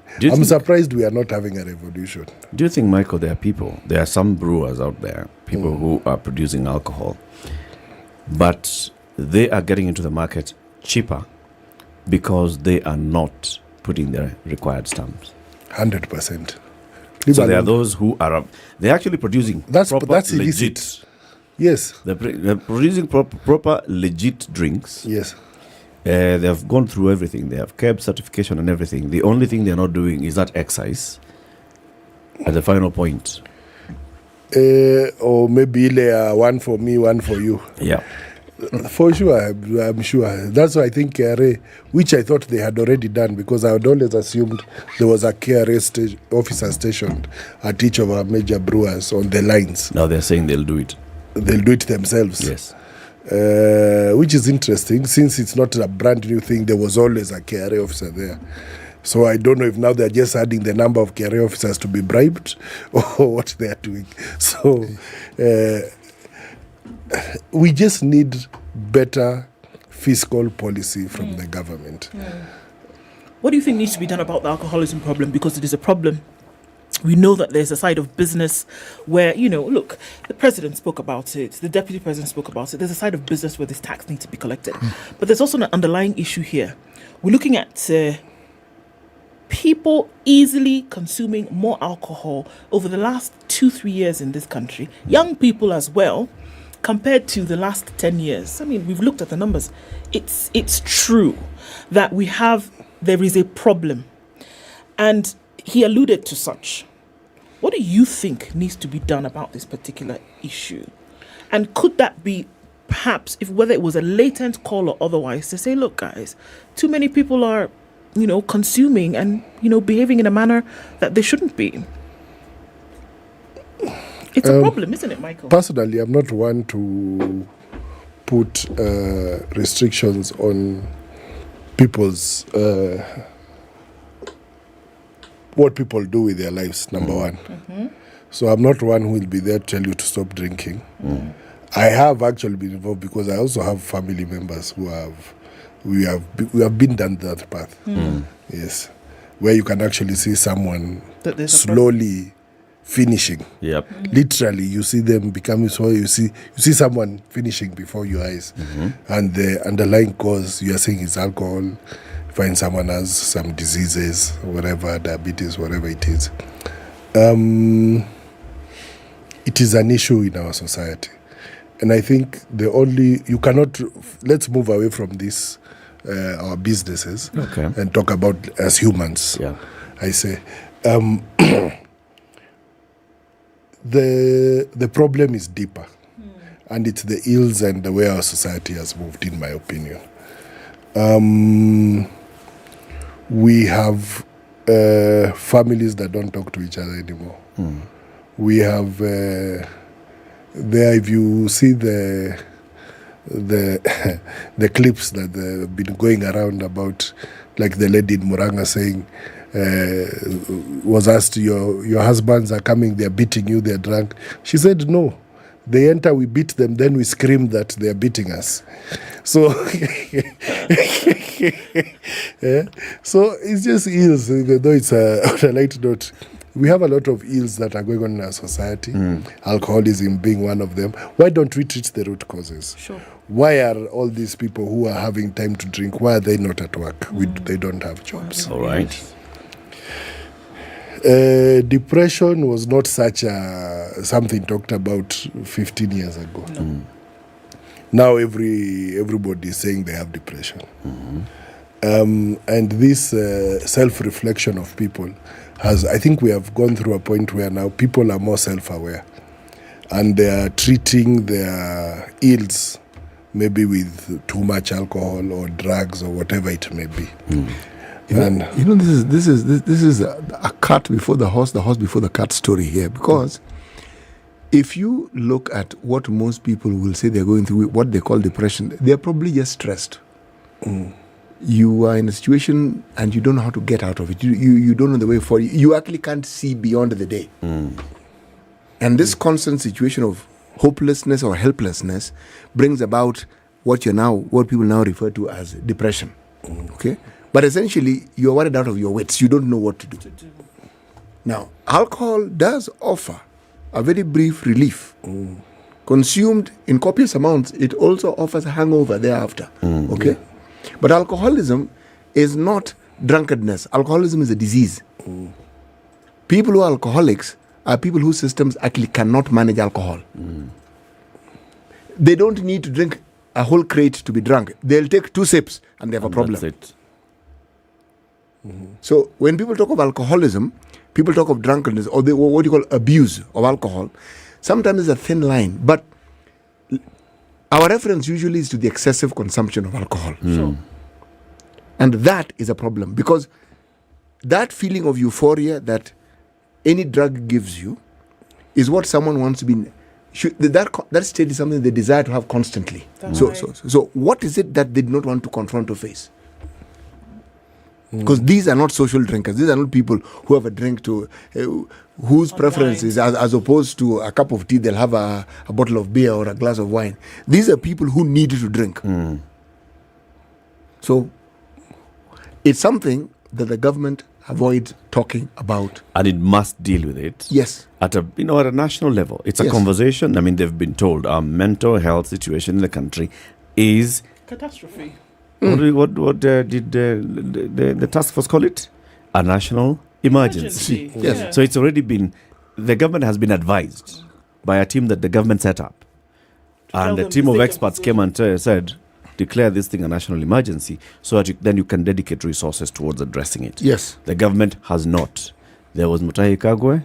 There is now, what's her name? Rafula Nakhimicha. Yes, there's CS. There's a new government, there's a new president, there's a new PS, the same DG, the same DG for health. But they have not done anything about it. That's something, and we agree with you, Michael, that yes, the government ought to do this thing. Now, you, as people who are actually dealing with the people who are consuming alcohol, and you can be said you're the people who are actually facilitating the access to alcohol for these people, what do you do? Like, is there any awareness program that you have, campaign that you have? Do you have anything like, we have a policy in our pub, if you come in and you have gotten to a certain level of drunkenness, we will not sell you anymore? Do you have such kind of things? We will put you in a taxi, or we have a room at the back where you will sleep. You can give you a place to sleep. Do you have such? Yes, we do. And we have been... We usually do them in conjunction with our trade partners. Sometimes, like now, the last one we had with the taxi, we had something, the taxi thing, had the NTSA, ABAC. Those programs, they come in, come out, running maybe this year on, this year. With COVID, I think there was quite a bit of a slowdown of a lot of programs. Okay. So I think we'll start seeing those things coming up from now. Do you have any program to support rehab services? Like rehab centers, you know your customer, and you know this customer, but the level they've gotten, maybe they need help, and maybe they're just not able to get that help from elsewhere. We can recommend, so you can support rehab services. We do it, you'll think it's a convoluted way, but through our liquor license. Our liquor licenses, which I'll give Nakada one thing, is that when even it was devolved, it became a fund. It's not money that goes to a treasury. The core mandate of that fund is to mitigate such things. So they're supposed to be building rehab centers, whether they've been built or not, it's another story altogether. Okay. But that's the main job of that fund. So when you pay that liquor license, like I'd give, for example, I pay 80,000 a year, that money is supposed to go directly to those jobs. That's what that money is there That's for. a fund for that. There is a fund for that. Okay. Yes. Now, so as if a you national- calculate me, that's one. Calculate the number of bars. The number in of Nairobi. bars in Yes. in Kenya. It adds up. That fund No. should be- It's at the funds at county level. At county level. So every in county Nairobi, that you look at, it's the a number few. It's a good few 100 million. But show me how many rehab centers we have. What does your lobby do to advocate for such? Because you know very well that this is for the welfare of your customers. I'd be very to honest. Advocate We for have better use of these funds, these resources. You've got the muscle. You are Perak. You are known countrywide. That is well and good. As you can see from even last time I was here, we are fighting the same fights, whether it be about the noise that you make, or whatever it is. So these same governors that when we get to the table to discuss with them, now you want me to get into their slush funds. Yes. Actually, we do. Yes. Actually, we do, because when you talk about some of these funds, there's one which is even more serious than yours. Okay? It's called the sports fund. Now, that one has, it's a discussion for another day. It has so much money, nobody wants to talk about it. But we must talk about these things, because what we're discussing here is a national a catastrophe. It has to be discussed. So if there's money that was specifically allocated to try and alleviate or to try and provide a path to a solution to the problems that have been brought, because it is not the alcohol that brings the problem. It is the problem that people have that leads them to the drinking of alcohol. It's not the other way around. Yes. Although if there was an actual, we would be very for the president creating a national task force to actually now do one thing we don't have. We have snippets and bits here of data. There is no real data set that has been collected like through the government for a lot of the things that we need information for. So even if they were to say it's a national emergency and put resources, they would not even know where to start. I'll be very honest, because they don't have the data. Part of that will be to start collecting data. You see, once you declare it a national emergency, then you say, first we need to know. We need to know the lay of the land. We are going into a data collection. When AIDS was declared a national emergency, they started that, collecting data, knowing what are we talking about, what are we dealing with, how do we respond. Basically, what I am pushing for Perak to do is, as an advocacy group, as a lobby, right? Much as you're lobbying, yes, for the welfare of your members, also lobby for the welfare of some of your members are also part of the people who suffer alcoholism. Yes. And your customers, your number one stakeholder, is affected. Yes. You have the muscle. How much lobbying can you do to make sure that this money that you are paying every year, Michael, you're paying 80,000 shillings every year, it goes to some kitty somewhere, that kitty actually benefits the people it ought to benefit? Let's hope the money gets where it's supposed to. You know, here you're paying the piper here, so you can actually call the tune. Let's hope so. We try. Let's see. Okay. I've had some good things in the pipeline about what's happening there now. I think they want to become serious about these things. I think there are a couple of people there from the governor's office, the liquor board, who are trying now, because of all these issues we had, to show that there is work being done. Okay. So I've had some good things, hopefully. And as they say, Nairobi is the beginning. If they start seeing stuff happen in Nairobi, it will spread. It will spread. All right. Yeah. Your final message, Michael. On this topic, I think it would be just let us do our business in peace, reduce the taxes, I know there's stamps that, I don't know if you guys have talked about the increase in excise stamps. Yep. That's coming. And we are putting in our submissions, I think on the 3rd of February or 7th, something like that. It's just for the government to actually take into account the lay of the land, what's happening right now. If their point is to collect more taxes, they should have a look at the taxes collected in the last 3 months. They should look at alternatives, like going after this illicit. The last 3 months, they had, I think, collected illicit alcohol, like 280 billion worth. Yeah. All this is money they're trying to look for, but they have it in their hands. They're just not. Just spin it. Just spin it. Do something about it. Don't go out. Let us reduce that excise. Let's sell more alcohol to the people who need to be sold, who are drinking that illicit, who are drinking somewhere, they drink, they say, even if you put off the lights, we'll still continue drinking. That time it's the eyes that went. Yeah, let them drink things that at least have a keb stamp. Okay. Yes. Basically just make it conducive for you to do your business. Yes. Don't harass the hustler. Don't harass the hustler. I know there might be some moral issues about alcohol, but still, even Jesus had a drink. He turned water into wine. You know, we're told he turned water into wine. Did he drink? We told he drank it. Well, he endorsed the drink. That's the point. I am of Mofea, so we'll believe that he was dishing out that wine with a slice of bread. Michael Mudhambi, chairman of PERAC, thank you for joining us. Keep it here for more. Good morning. It's 9 a.m.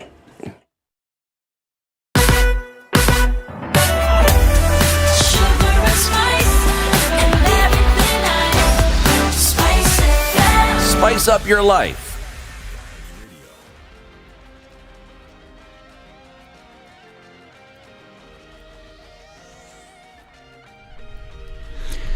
Good morning, this is Newsroom. I'm Dennis Aseto.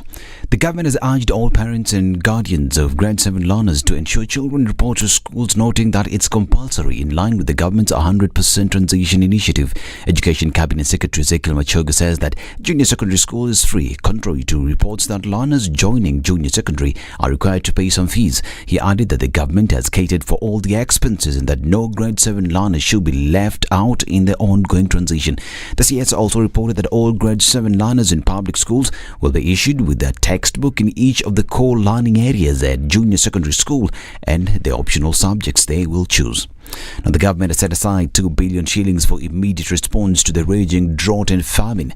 This is according to Deputy President Rigathi Gachagua, who said this even as he called for consolidation of public and private sector interventions.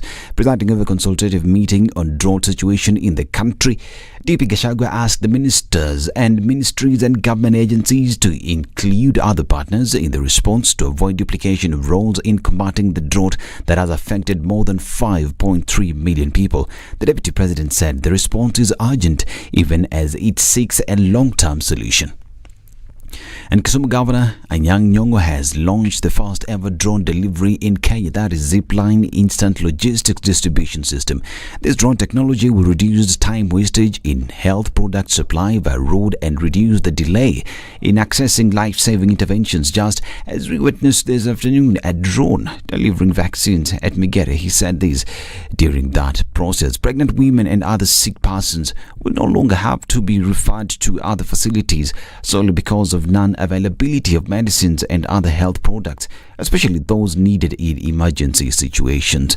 Health practitioners who require vaccines to protect children against fatal diseases in childhood will not be required to close the facility and take a motorbike to pick up the vaccine. This technology has been used in Rwanda and has been a success there.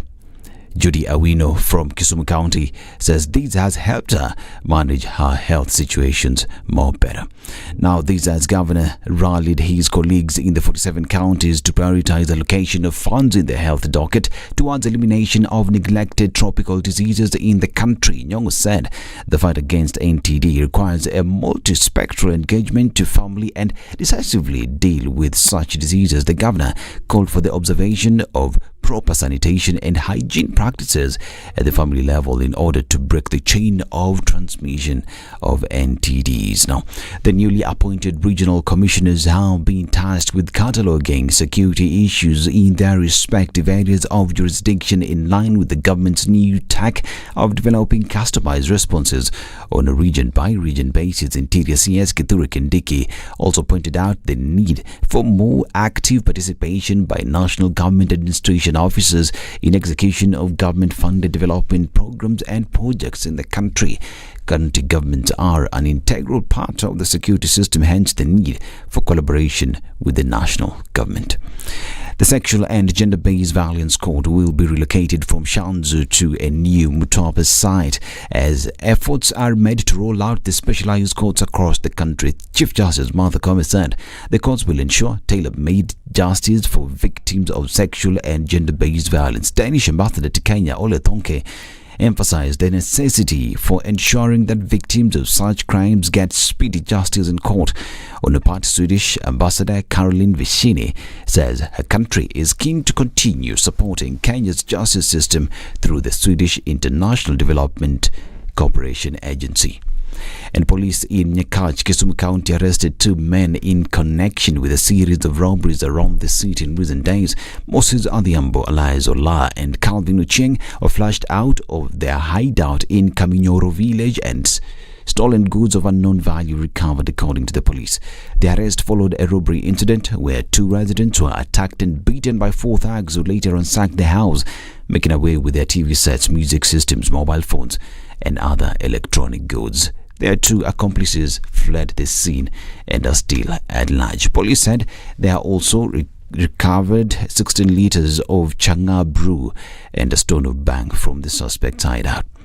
Now, Azimia leader Raila Odinga is in Nigeria for the 2023 Leadership Conference and Awards later today. Upon arrival in Abuja, the former premier was received by the Director of Leadership Group, Abraham Nda Isaiah. This is Newswire. I'm Dennis Aseto. Good morning.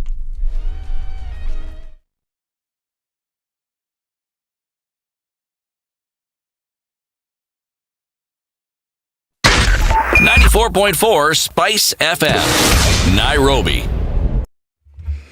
Okay, it's still, what's this? It's busy coming off of Outer Ring. There's traffic coming off Kangundo Road. Everybody's running away from this Eastern Bypass thing, which is an absolute mess this morning. In and outbound traffic is a nightmare. We know that Kura is working on that road specifically, and there's one side of the road that's being laid down. So you guys, if you're wondering what's going on, that's what's happening. It's going to be like this until tomorrow evening. So I don't know if there's a way, if you don't need to be using this certain part of Outer Ring going towards Utawala, if you can avoid it, do it, because it's an absolute mess. It's not going to let up, not through today, that's for sure. We're also looking at traffic that's still heavy on the Thika Superhighway, also coming off of Kiambu Road as well as Limuru Road. That whole area pretty busy. Folks are trying to run to the Thika Superhighway coming off of Outer Ring, so watch out for that. Let's take a look at about half an hour and see how things have changed. SpiceFM KE on Twitter.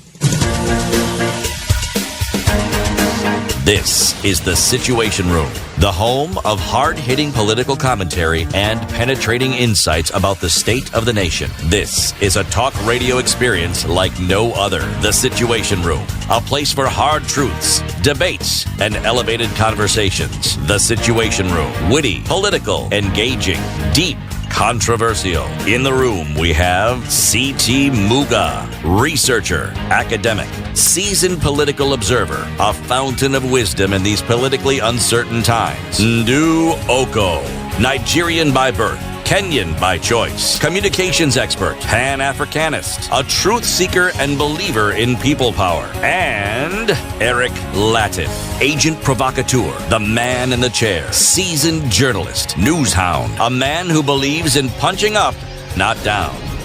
This is the Situation Room, the only way to start your day. It's 7 minutes after 9. Do you know what day it is? It's Tuesday. And you haven't gotten to work because you're stuck somewhere. Where are they stuck? Yeah.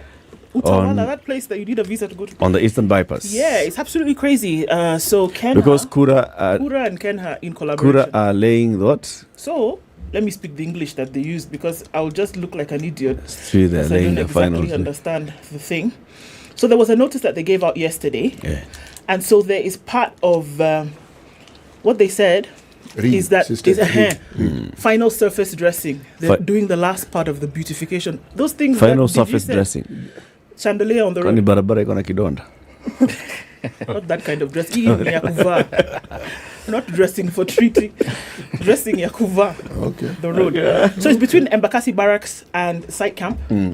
So that whole road, one side of the road, they're doing the last bit of. So it's basically laying the tarmac. It is. That's but it. We gotta make it sound sexy. That's what's called dressing. Final surface dressing. Thank you, please. And it'll take them how many days? Until the end of tomorrow, 6 p.m. tomorrow, actually. So just know that there's going to be traffic the whole day. There has been traffic from yesterday evening. Because the road is going to be one way. It is one way, not going to be. It's one way. That road has always forever been one way. Now they just made it two way. How special one way is it now, as opposed to the previous one way? At least for the last few months, people have been going in both directions. But even now they're going. No, that's the problem. That's why there's traffic. They're not going. They're not going. People have gotten out of vehicles, whatever. They're not going. That's why there's traffic. And it looks bad. It's bad. Poleni sana. Anyway, listen to the conversation. If you're going to work, be happy because there's job opportunities for you. We want to talk about youth unemployment and why it's on the rise in the country. We have two guests who've joined us in the studio. The first one is called Deogratius Magero. He's a technical advisor for youth empowerment and employability at Plan International. And Vince Ayako, who's a resource mobilization and strategic partnerships manager at Global Peace Foundation, Kenya. Gentlemen, karibuni sana. How we welcome our guests, listen to the proverb. Yes, our proverbs for the whole of this week are from the country of Namibia. It is the one who lies by the fire who feels the heat. It is the one who lies by the fire who feels the heat. And your gracious could immediately connect with that proverb. Oh, yes. Why? Because when you're talking unemployment and youth unemployment specifically, the fire is so close to the young people. They are burning because of literally no sense in their pockets.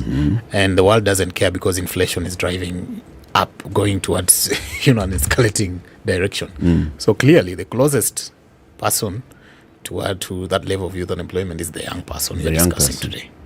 That's a good one. Vince? Yes, I can equate it to the saying that goes that is the wearer of the shoes that knows where it pinches most. So if you look at the statistics, you find young people, majority of them are the ones who are unemployed. So if you look at the labor force that the universities are injecting each year, close to 1 million people, only 25% get jobs, while 75% of these young people do not get jobs. Okay. Yeah. So first, let's get some figures out there. We get all of figures from all over the places, on the unemployment levels in the country. What's the latest figure and what's the source of that figure?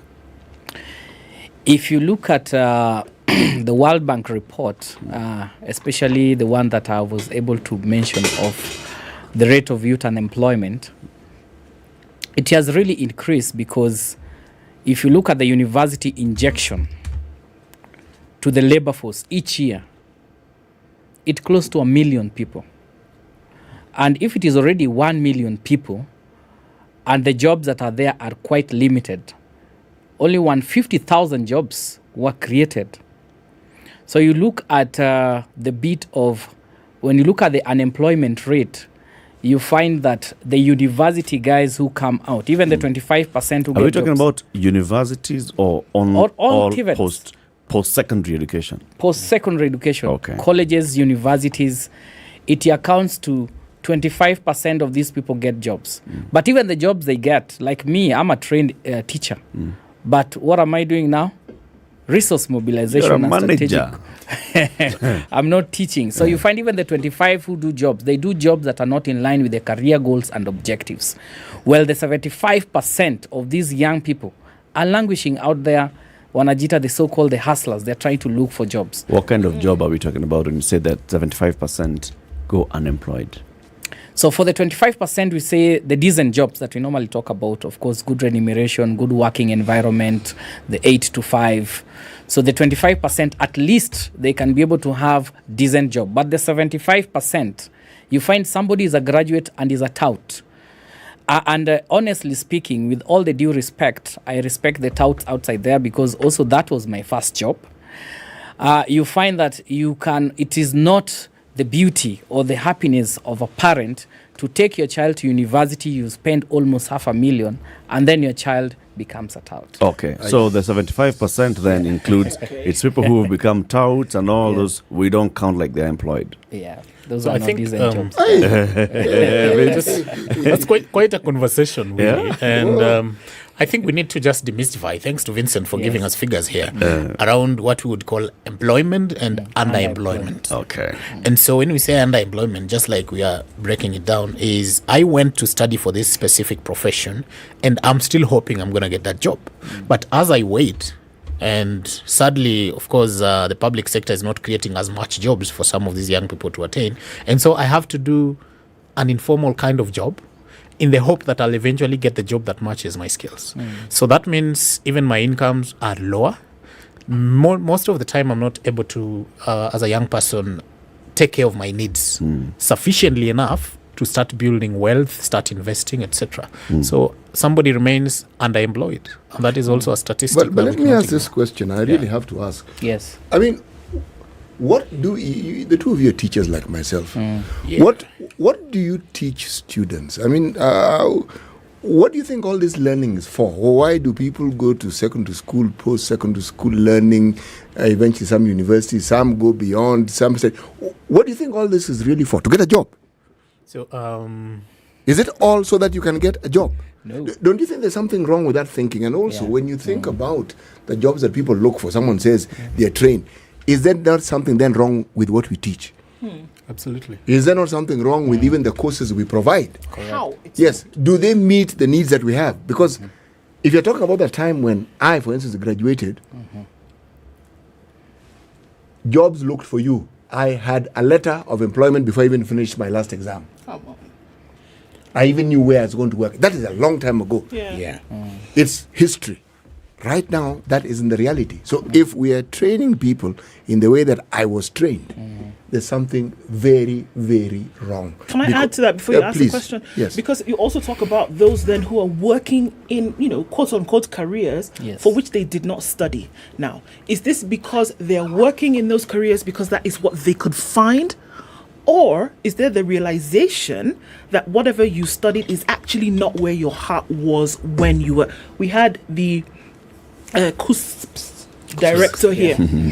And one of the things she did tell us is that folks are getting into a particular field, career field, and then they quit, or into education field, and they quit after year one. They quit after the first year.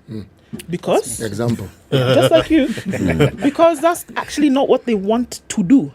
Now imagine the folks who didn't quit. They stay through the 4 years of university doing something they don't want to do, end up in a career that they're not interested in. Does this contribute to this number? Does it? Yeah. Okay. Absolutely. I think we are now unpacking why we came to this conversation. That first, employment has different pathways. Appreciating that. And education is supposed to prepare our young people to these different pathways. We really have to appreciate that while education has been driven over a number of decades, it's slowly not a guarantee for a job. So asking then, what are we really preparing our young people for? Takes us back to two things. One,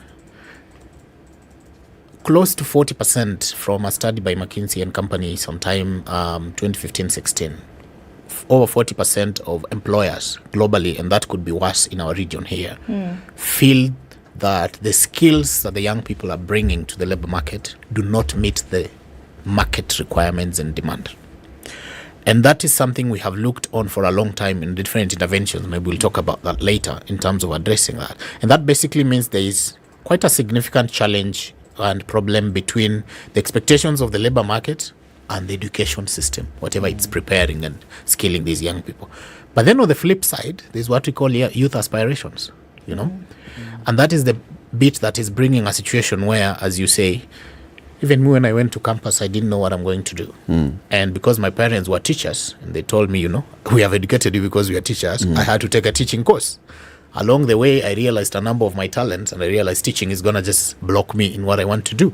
So there's a situation around, does also our education system consider youth aspirations, the aspirations of the young people and learners, and consider that? Most of the time, I think no, because it's a system that is built on almost predetermined pathway. That I have to go to primary, I have to go to secondary, I have to, and then unfortunately, this young person discovers themselves and their abilities way after.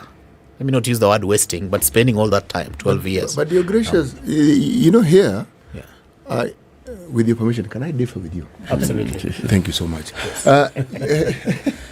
You see, as an educator, a system is just a system. The system doesn't tell you in details and in granular modalities of how to actually teach or how to get your students to understand what they should do with the knowledge.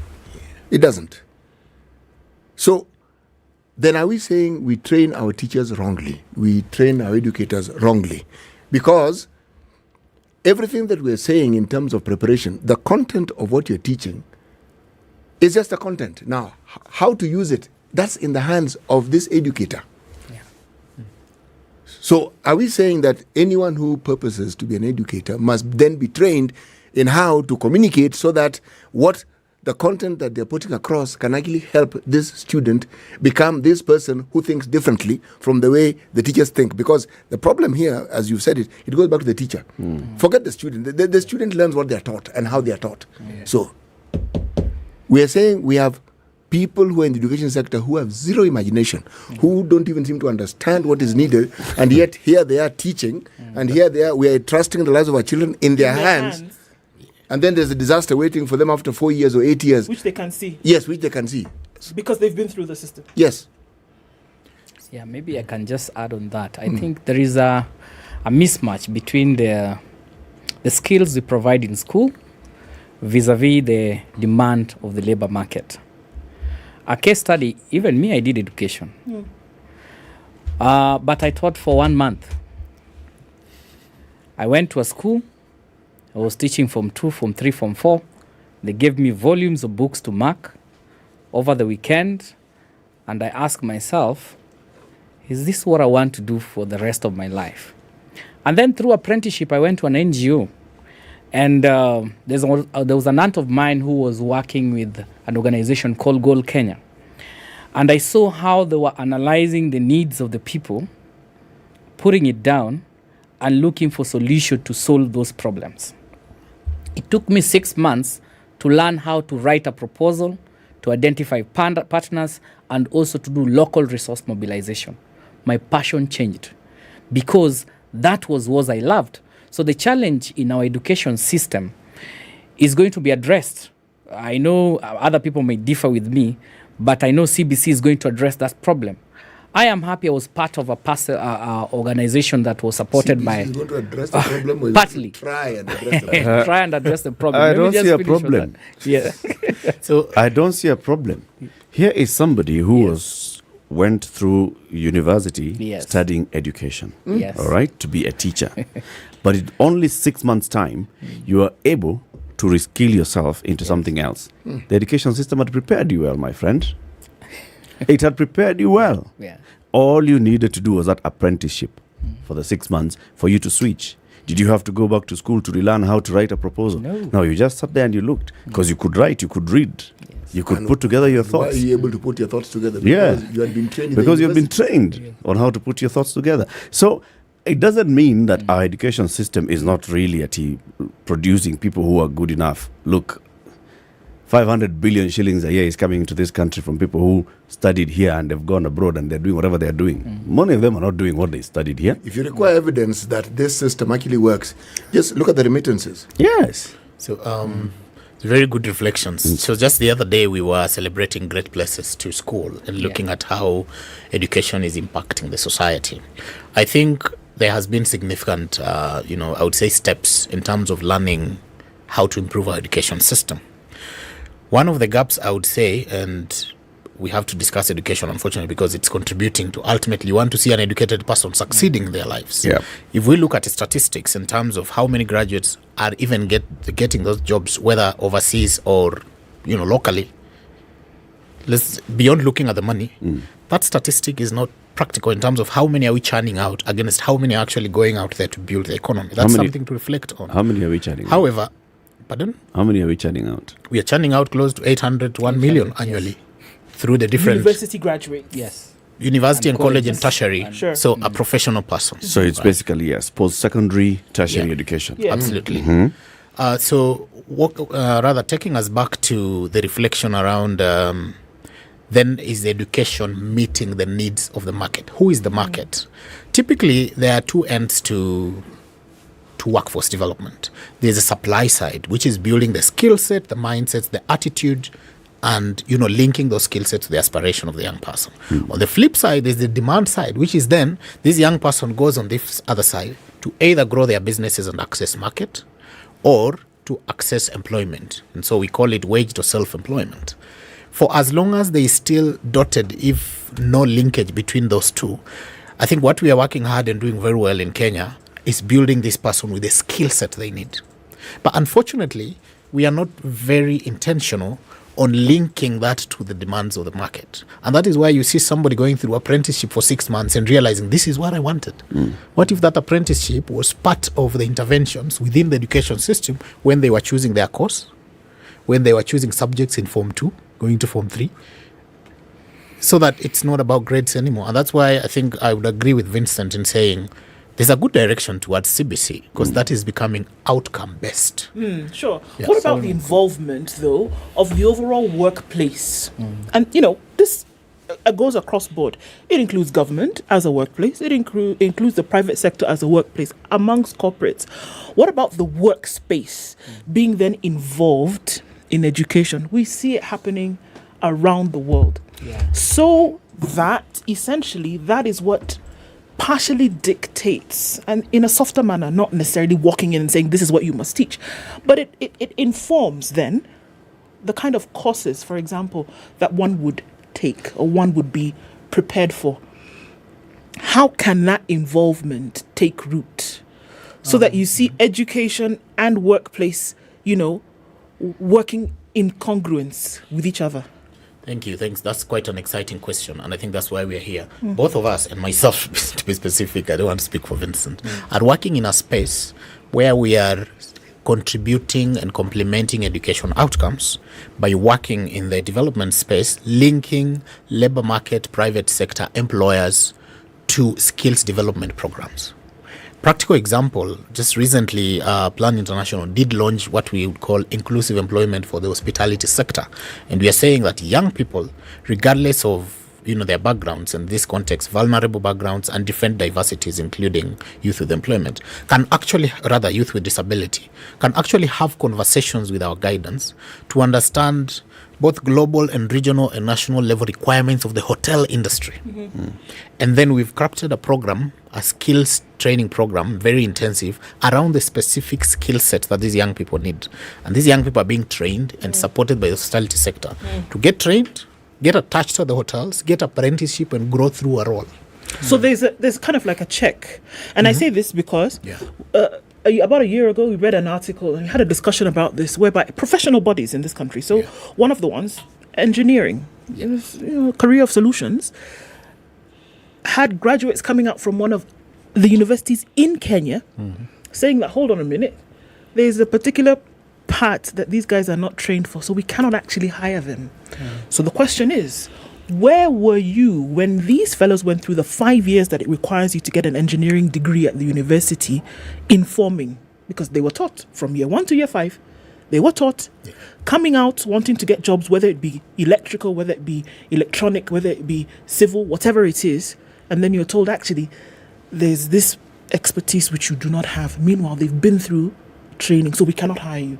So you've got X number of engineers who must either go back to school or choose another path. Let me add on that. So to address that particular gap, you find there is hope in the sense that in the mentorship policy that the ministry was able to come up with the support from UNICEF, that particular angle you're bringing is going to be addressed in the CBC in this sense. There was a pilot project we did as Global Peace Foundation, whereby we were getting secondary school students being placed in a work environment. And it's called community service learning. That's why I'm telling you, the guys who are going to be channeled out with the CBC are going to be guys ready for the market in this particular sense.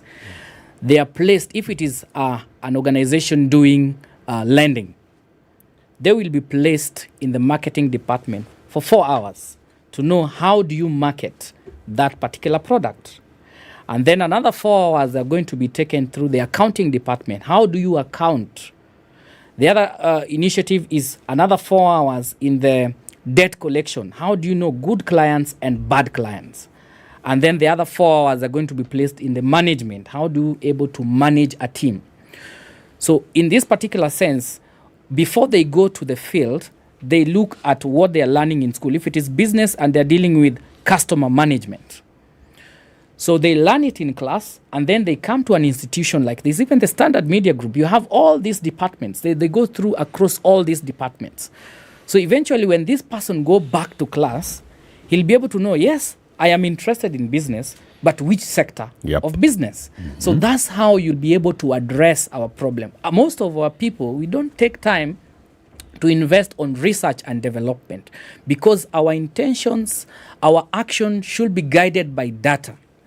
In business, that is already telling you that most of the guys who establish businesses are guys who do not have KCP. 71% of the 15 million guys who are running the SMEs in Kenya. So if we make decisions based on the research that has been done, but I believe most of our institutions, I'm shy to say on this, I don't think we invest much on research and development. And if we do research, we don't leave the data. We don't live to the spirit of the data that we collect. What you've said. But then enough of the education system. Yes. Because now we could argue that what we're discussing today, unemployment being on the rise in Kenya, is not for a lack of skills. It is for a lack of opportunities.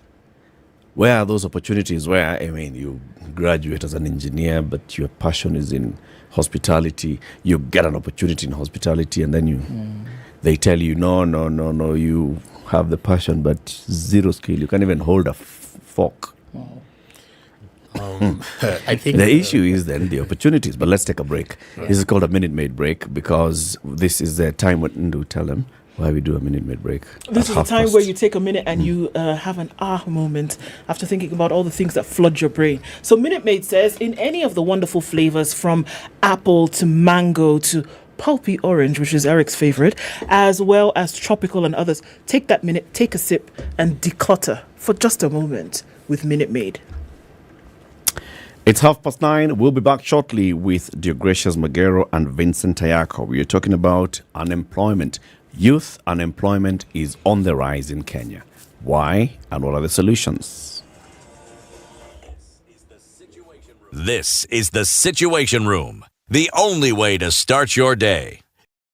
London Mulo and DJ Absolute. When the gang is together, you know it's sugar and spice. Great vibes, conversations, a lot of humor. I like to say we don't give an F, we give 3 Fs. You and I are in this relationship, so it is me to tell you who we are. When you ask a chick, how many guys have you been with? She's like, including you. If it's fun, it's funky, it's fresh, you're definitely going to catch it here. I don't know what you do every day from 11 a.m. to 3 o'clock. If I were you, I'd tune in to SpiceFM 94.4. I want you on my team. So does everybody else. Yeah. Sleepwalking through the afternoon.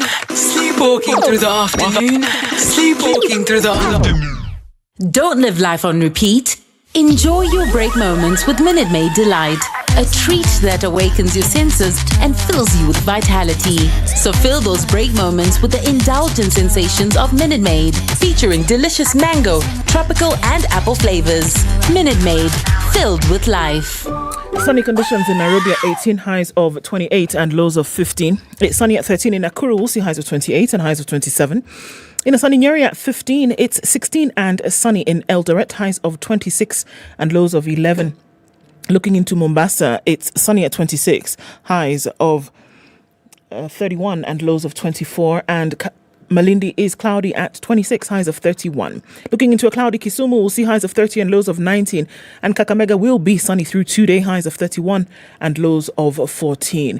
In Kampala, it's sunny at 21, highs of 30 and lows of 17. And it's 27 and cloudy. In Dar es Salaam, going to highs of 32 and lows of 25. In Joburg, it's cloudy at 15, highs of 24. And it'll go to highs of 32. In a partly cloudy Lagos at 26. 23 and mostly cloudy in Kinshasa, highs of 31 and lows of 23. A warmer day in Beijing at 13 and sunny. That'll be the high, going down to lows of -3. And it's mostly cloudy at -1 in Paris with highs of 8. 12 will be the high in a mostly cloudy London at 6. And it's mostly cloudy at 8 in New York. That'll be the high coming into Tuesday with lows of -3. Sugar and spice and everything nice. Everything nice.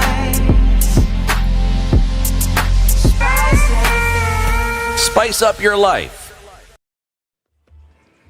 Yes, indeed. We're still seeing that issue along the Eastern Bypass. I know folks are losing their everything over that particular issue. And that statement was given yesterday, guys. It was floated. I know a lot of people didn't see it, and I know you might be heading in that direction. If you can avoid it, please do. Because we will see this traffic situation well into tomorrow evening, just because of the nature of the work that's being done there. Okay, so avoid it if you can. So touching on Outer Ring, going out then towards the Thika Superhighway. And we're looking at traffic spilling over at that Allsops junction. But then it's better off Kiambu Road now. We're just seeing just past that Utali Drift on the Thika Superhighway. James Gishuru continues to be busy, and well into the belly of Gigiri, traffic continues. Should be out of it in no time, however. And getting on with your Tuesday. Talk to us through the morning on SpiceFM, KE on Twitter. Spice and everything nice. All right. Spice up your life. Mature, intelligent talk every morning. Spice up yourself.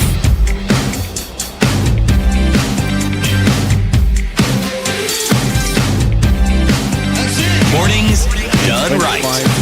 94.4 Spice FM. Ndu Oko, CT Muga, our guests, Deogracious Magero from Plan International and Vincent Ayako from Global Peace Foundation, Kenya. We are talking about youth unemployment. It's on the rise in the country. Why is it on the rise, gentlemen? Why is it on the rise, Vincent? Yeah, so from my, I'll be able to address it from a business perspective because I'm passionate about entrepreneurship. So we find when we have graduates either from the TVET sector, college sector, university sector, these are young people with skills that have been trained to be holistic, to think 360. And you find there is a viable opportunity into the entrepreneurship sector, but majority of them are not taking advantage of the opportunities that come with entrepreneurship. And this is how data dictates how there is the essence of increased unemployment. So you find with the 15 million guys who are into entrepreneurship, you know how many have got degrees in the SME sector? Mm-hmm. They are 9.8%. This is according to Business Guide. Mm-hmm. So what does that tell you? We have guys with diplomas, with certificates, with degrees, still looking for white-collar jobs. They already have these skills. But the Business Guide is already telling you that, guys, we have 15 million guys in the SME, medium, smaller, micro enterprise sector that employs between 1 to 99 people. Only 9.8% have those qualifications. What? University degree? University degrees, college degree, certificate degree. And 71% of these guys who do not even have KCP, they are the ones running the businesses. Mm-hmm. And that is already telling you that the 71% who do not have these qualifications, 54% of the startups they establish, they collapse in their first year. But do you have data to show what happens when people who have these TVET qualifications or degrees start businesses? Do they have a higher chance of succeeding? Of course, that's why you find... Is there evidence to prove that? There is evidence. If you go to the Business Guide, 46% of these startups succeed. And most of the businesses that succeed are from the TVET because they're given 90% practical training, 10% theory. So somebody goes to a TVET, learns about hairdressing and beauty, learns about cakes, and he gets outside there, not with an intention of going to look for employment, but an intention to start their business because they've been given skills to run that particular business. However, there is a challenge because majority of them also why their businesses collapse is because they have been given practical skills, but the bit of business management skills is lacking because those businesses that collapse, the 54%, they collapse because of 4 reasons. Number 1 is limited business knowledge. Number 2 is lack of ready market. Number 3 is lack of market linkage. And number 4, which comes last, is limited access to seed capital. Okay. So when now we want to create employment, data is already telling you what you need to do. That 71% of these guys who start up businesses, they do not have those higher qualifications. Okay. Let me ask you something. Huh? Yes. You go to college, you go to a TVET, you are educated, you are trained. Yes. Now, whatever practical processes you go through in the institution, they constitute the foundations of your skills. My question is, does one acquire skills in a learning institution or in the workplace? To answer your question, the skills, what Plan International did with the Global Peace Foundation and our LEAP hubs, it's in the workplace. Because in school, you are fed a lot with theory. The only place where you'll be able to get these practical skills is within. That's why the TVETs, they stand out. Because it's skills, but what they also have a challenge on is the knowledge aspect of See, the question, where I'm leading to, Yeah. even when you talk about TVETs or the universities where it is argued there a lot of theory is taught, Yes. there is a process that once upon a time existed and was practiced, but somehow we let go of it. The apprenticeship system. Yeah. So the success that we speak of in a setup where one is an apprentice is bound to be higher. I don't need statistics to tell me. Yes. I know it will be higher. So because your skills are being enhanced by somebody who's already acquired them through practice over a long period of time. Yep. Now, do we have such a system? So, Currently, we don't have. That's what we are trying to put up through the CBC. Absolutely. Even beyond that, Yes. there's the socialization. I mean, many of the people who are coming out of, let's even not go into university, just going to the people who are coming out of the vocational training. The first thing that they want to do is when they come to your workplace, they're looking for a job, not with the intention of apprenticeship. This, even when you say, okay, I'm going to give you internship to them is probation. Yeah. Because you're eventually going to absorb me, all right? So the whole mindset of the industry and the graduates is not on apprenticeship. It's not that you're coming here, you'll be here for a year, you will train, and thereafter, should you choose to leave, you will leave, you'll go and start off your own business, but you're here to learn. Yeah. In fact, the whole thing is, I cannot have spent so much time training you and then you go. Surely. I think I like that there's a bit of significant agreement here, which is a good start towards a direction.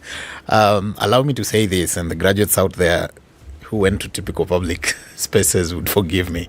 I think we are all, and maybe using the 844 system, we have all been taken through a system that makes us come out as academic tourists. And by that, I mean we can tell all stories of how everything works. I'm a mechanic, but I read it through books, for example, right? And so I can tell how everything works until I'm given the engine. And the first time I may be interacting with that engine as a qualified mechanical engineer could actually be at the workplace 4 or 5 years after my education. And when you look at this young man who potentially just couldn't go to high school after class 8, they went into a TVET, and the first week they were under a vehicle with a very old, engine, even though it's outdated, they had experience of it as part of the learning. And so I think going forward, it's us to appreciate that ultimately you can either do the job or you can't do the job. And we cannot, I've seen sometimes institutions that are learning coding, programming on the board. Just because maybe it's a university and so it's computer science, and that's happening. But when you look at corners of our cities, there are young men and women who have gathered and they're learning coding using laptops. Yeah. And so it goes beyond the certificate then to get the ability. But then just to sum this up, I would break it down in terms of workforce development into 3 areas. 1, technical skills, which is the ability to deliver using, whatever your hand learned. But then it goes beyond that into mindsets and behavioral skills. And so a right mindset with the right technical skill will actually succeed. The right person with the right attitude will succeed the job market. Unfortunately, a lot of our education, which is also or rather workforce development programming, is 100 or significantly put on technical skills. But this person is not prepared to realize that apprenticeship is a significant process that I have to go through. And so I come looking for a job and I tell you, I have a graduate in project management, give me a project lead role. How much experience, how many projects have you led? But how do you train people to have the right attitude? How do you train them to actually have this mindset? Because you go through all this learning process, you have all these units you train people in.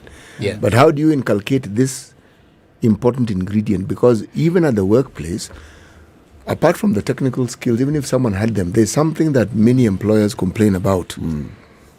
Attitude. Yeah, correct. 100%. Because it gets in the way of even fundamental things that somebody could easily understand.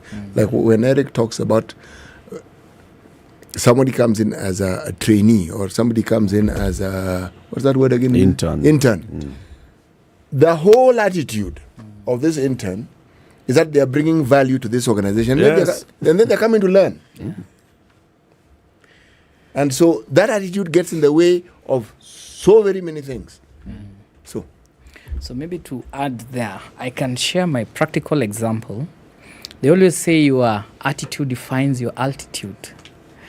And when I first entered my first job at PCA Isili Community Center, allow me to mention the name of Ehud Mokuha Gashogo. He runs the Ajira Digital Program. So I was fresh, no experience. He called me to his office. The role of the managers there, you can either kill your workforce or unleash their potential. My first boss told me, Vincent, here people have got skills. They have studied up to Harvard. They have gone up to Malawi, but let them not intimidate you. I want you to have... They have gone abroad. They have gone... They've studied overseas. Malawi and Harvard are both abroad. Yes. I've given Africa. And so he said, Vincent, for you to succeed, you must have the right attitude. Yep. And he told me, if you don't know, always feel free. You don't need to create an appointment. Come and tell me you don't know, so I'll guide you. So for them to inculcate that positive attitude, I also think it applies to both the intern, the volunteer, and the employees, and also the management. Because if the management has got the open door policy and the ability to unleash the potential, hold the hands of these young people. Some of them are too young. Some of them, they don't have the experience. Some of them, they don't have the connection. They do not have the exposure. They just need to have the right leader who will be able to coach them. Of course, being also patient with them. Sometimes we, the young people, sometimes we give up very fast. So it's extremely ambitious. Yeah. You said the 4 things that are a challenge that lead to businesses collapsing early. Number one was limited business knowledge. Limited business knowledge. Yes. And number 4 was? The least was access to seed capital. That's why we talk even about the Hustler Fund. Pauline Is it the money Pauline or the knowledge? Pauline says yes. The limited access to capital is the main hurdle. Continue reading that comment. Says the limited access to capital is the main hurdle. I went to Kenya Poly. We were taught entrepreneurship, so we get that starter knowledge. I'm in the baking industry for several years now, and it is not easy. I just want to say this without attacking the person. That I believe is a mindset issue. What? Because limited access to capital. Let me unpack it. Okay. If my business can only run when I have 1 million, and that means if I have 100K, it cannot run, there's a problem. I build up from 10 to 15 to 10,000 to 100 to 1 million. Yeah. If my 1 million is 100%, so that means 20% cannot take me to 100. My problem is even 1,000 shillings. Yeah. Forget 10,000, 20, 30. 10, I have the idea, I'm trained. Do you have 100? This, forget 1,000. Exactly. But that's my point. Yes. I mean, she has a The bakery. aggression is saying, watch out, 1,000. Do you have 100? Do you have 100? Can 100 take you to the 1,000? If 1,000 is 100%, what can 10% of your target capital? So you want to bake a cake and it costs 1,000, but you have 100. Can you bake a muffin? Actually, the thing is, yes, bake to sell. I mean, I don't want to and speak then like get something else. I don't want to speak like motivational speakers, but you might start with a feather before you start the whole poultry house. But let's be honest. I think knowledge is critical, and part of knowledge is understanding that my business plan has a growth trajectory. Sure. And if I sit and say my capital X is 100%, and I will either do business with 100% or nil, Nothing. we have seen people fundraising for 20, 15,000. Sometimes we run challenges where we say, what can 15K do for you? And a young person comes and says, I just want to buy ABCD with 5K. I'm not sure what the other 10 can do. Can I get 5 to start? And 3 months or whatever number of period later, now I think I need the 10K.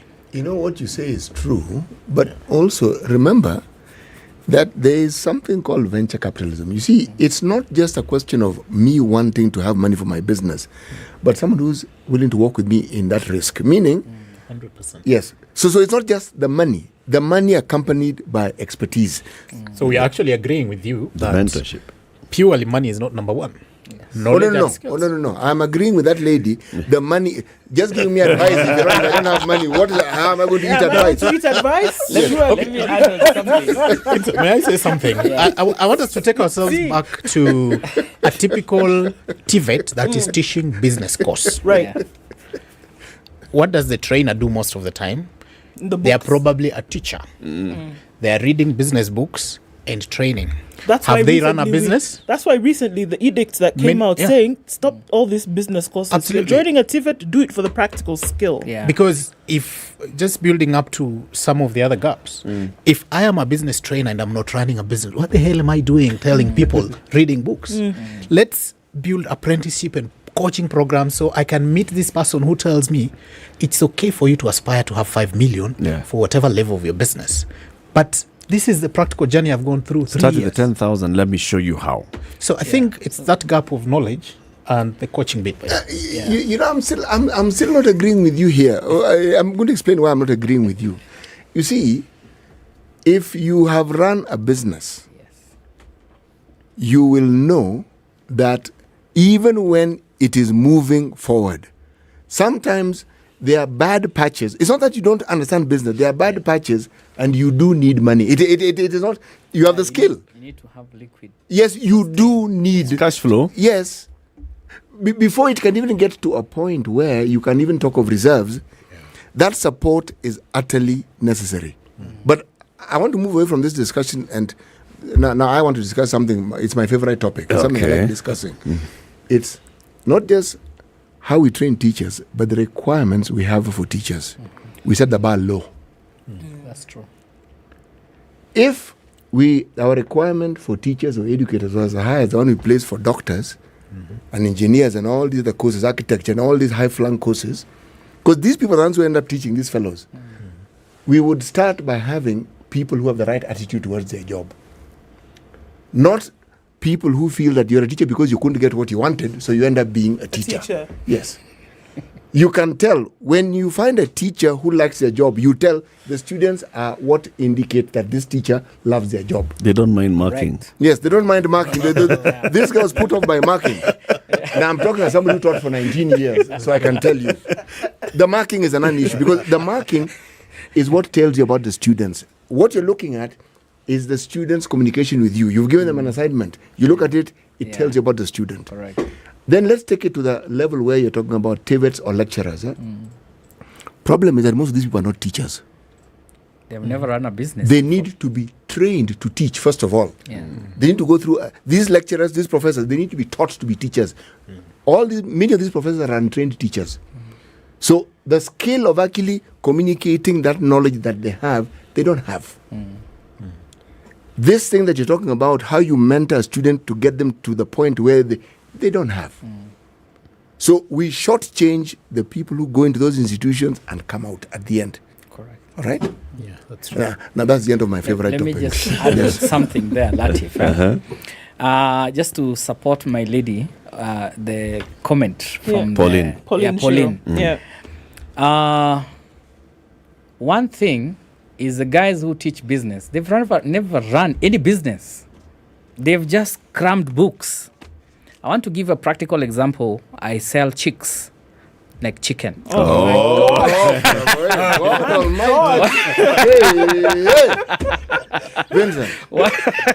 One month old chicken. Tunazita chicks.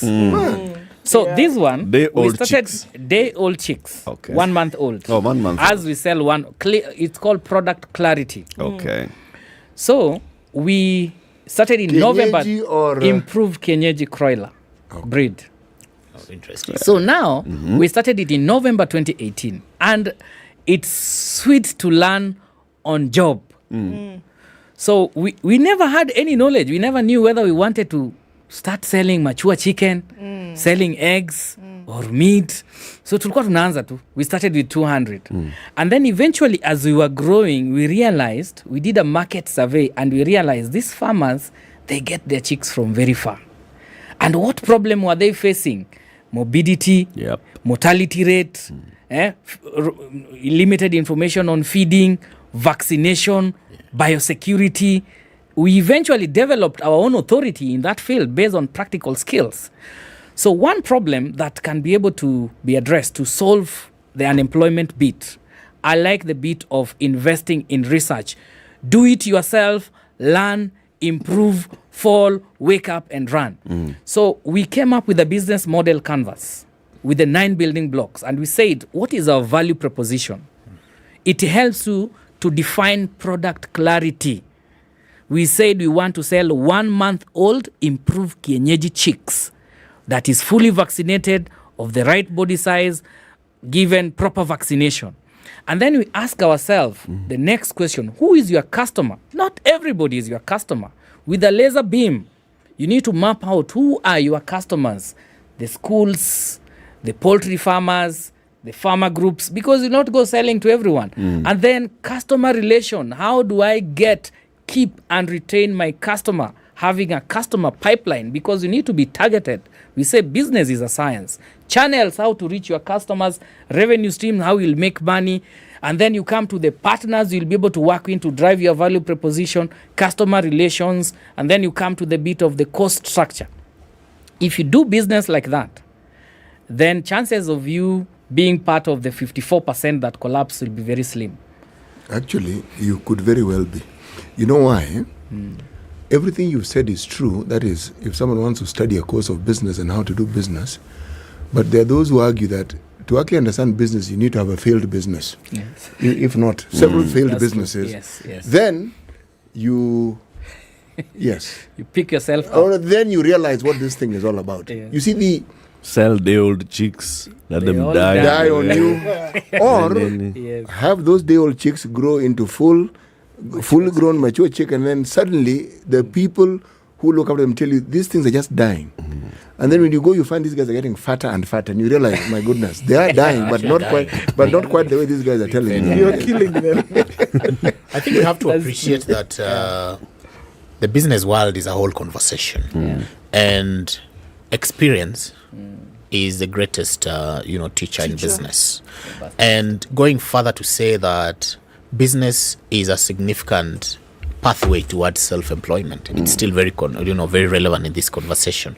And we may not have done. When I say we, I'm talking about systems, I'm talking about both education and even other, labor market players and private sector. We may not have done enough as at now to support young people in growing their businesses. It's sad when you look at statistics as being mentioned here. And one of the biggest, though not being the very first, agreeing, is how are we preparing our young people to meet the business needs based on their unique selves, aspirations, identities, even gender. You know, one of the things I've seen coming up right now is what people are calling genderless investing. That we are saying, can we look at businesses that are contributing to benefit, for example, young women and girls? They could require a unique value addition, or rather, unique products for that. So access to finance is great, but I think we have a lot to do around, just like we are linking young people to jobs, creating that linkages between business owners, experienced business owners, to support our upcoming businesses. It's sad, while it's a reality that somebody has to fail in a business to actually succeed. But is it really fair? Would it have been better if we had people who have failed before us to actually enable us not fail? And mentor the company. By mentoring, coaching in the different sectors. You know, dear gracious, there's something called the lecture circuit in the US.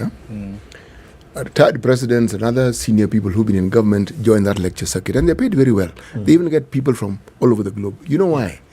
They're not coming to talk about theories. They're coming to talk about what they've done.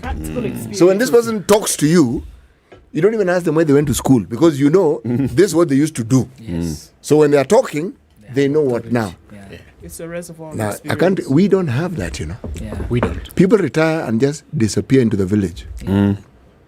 That's true. And they don't talk to villagers. No, they don't talk to Gentlemen, we thank you very much for joining us today. It's an interesting conversation, and I think we should continue having them.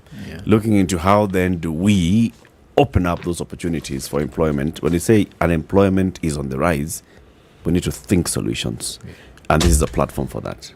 Asante for joining us. Deogracious Mogero is a technical advisor, youth empowerment and employability at Plan International.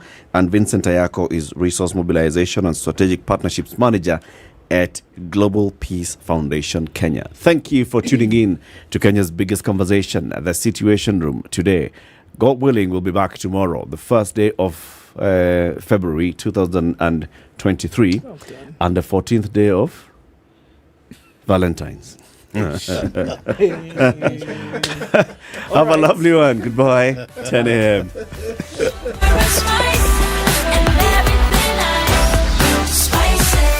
Spice up your life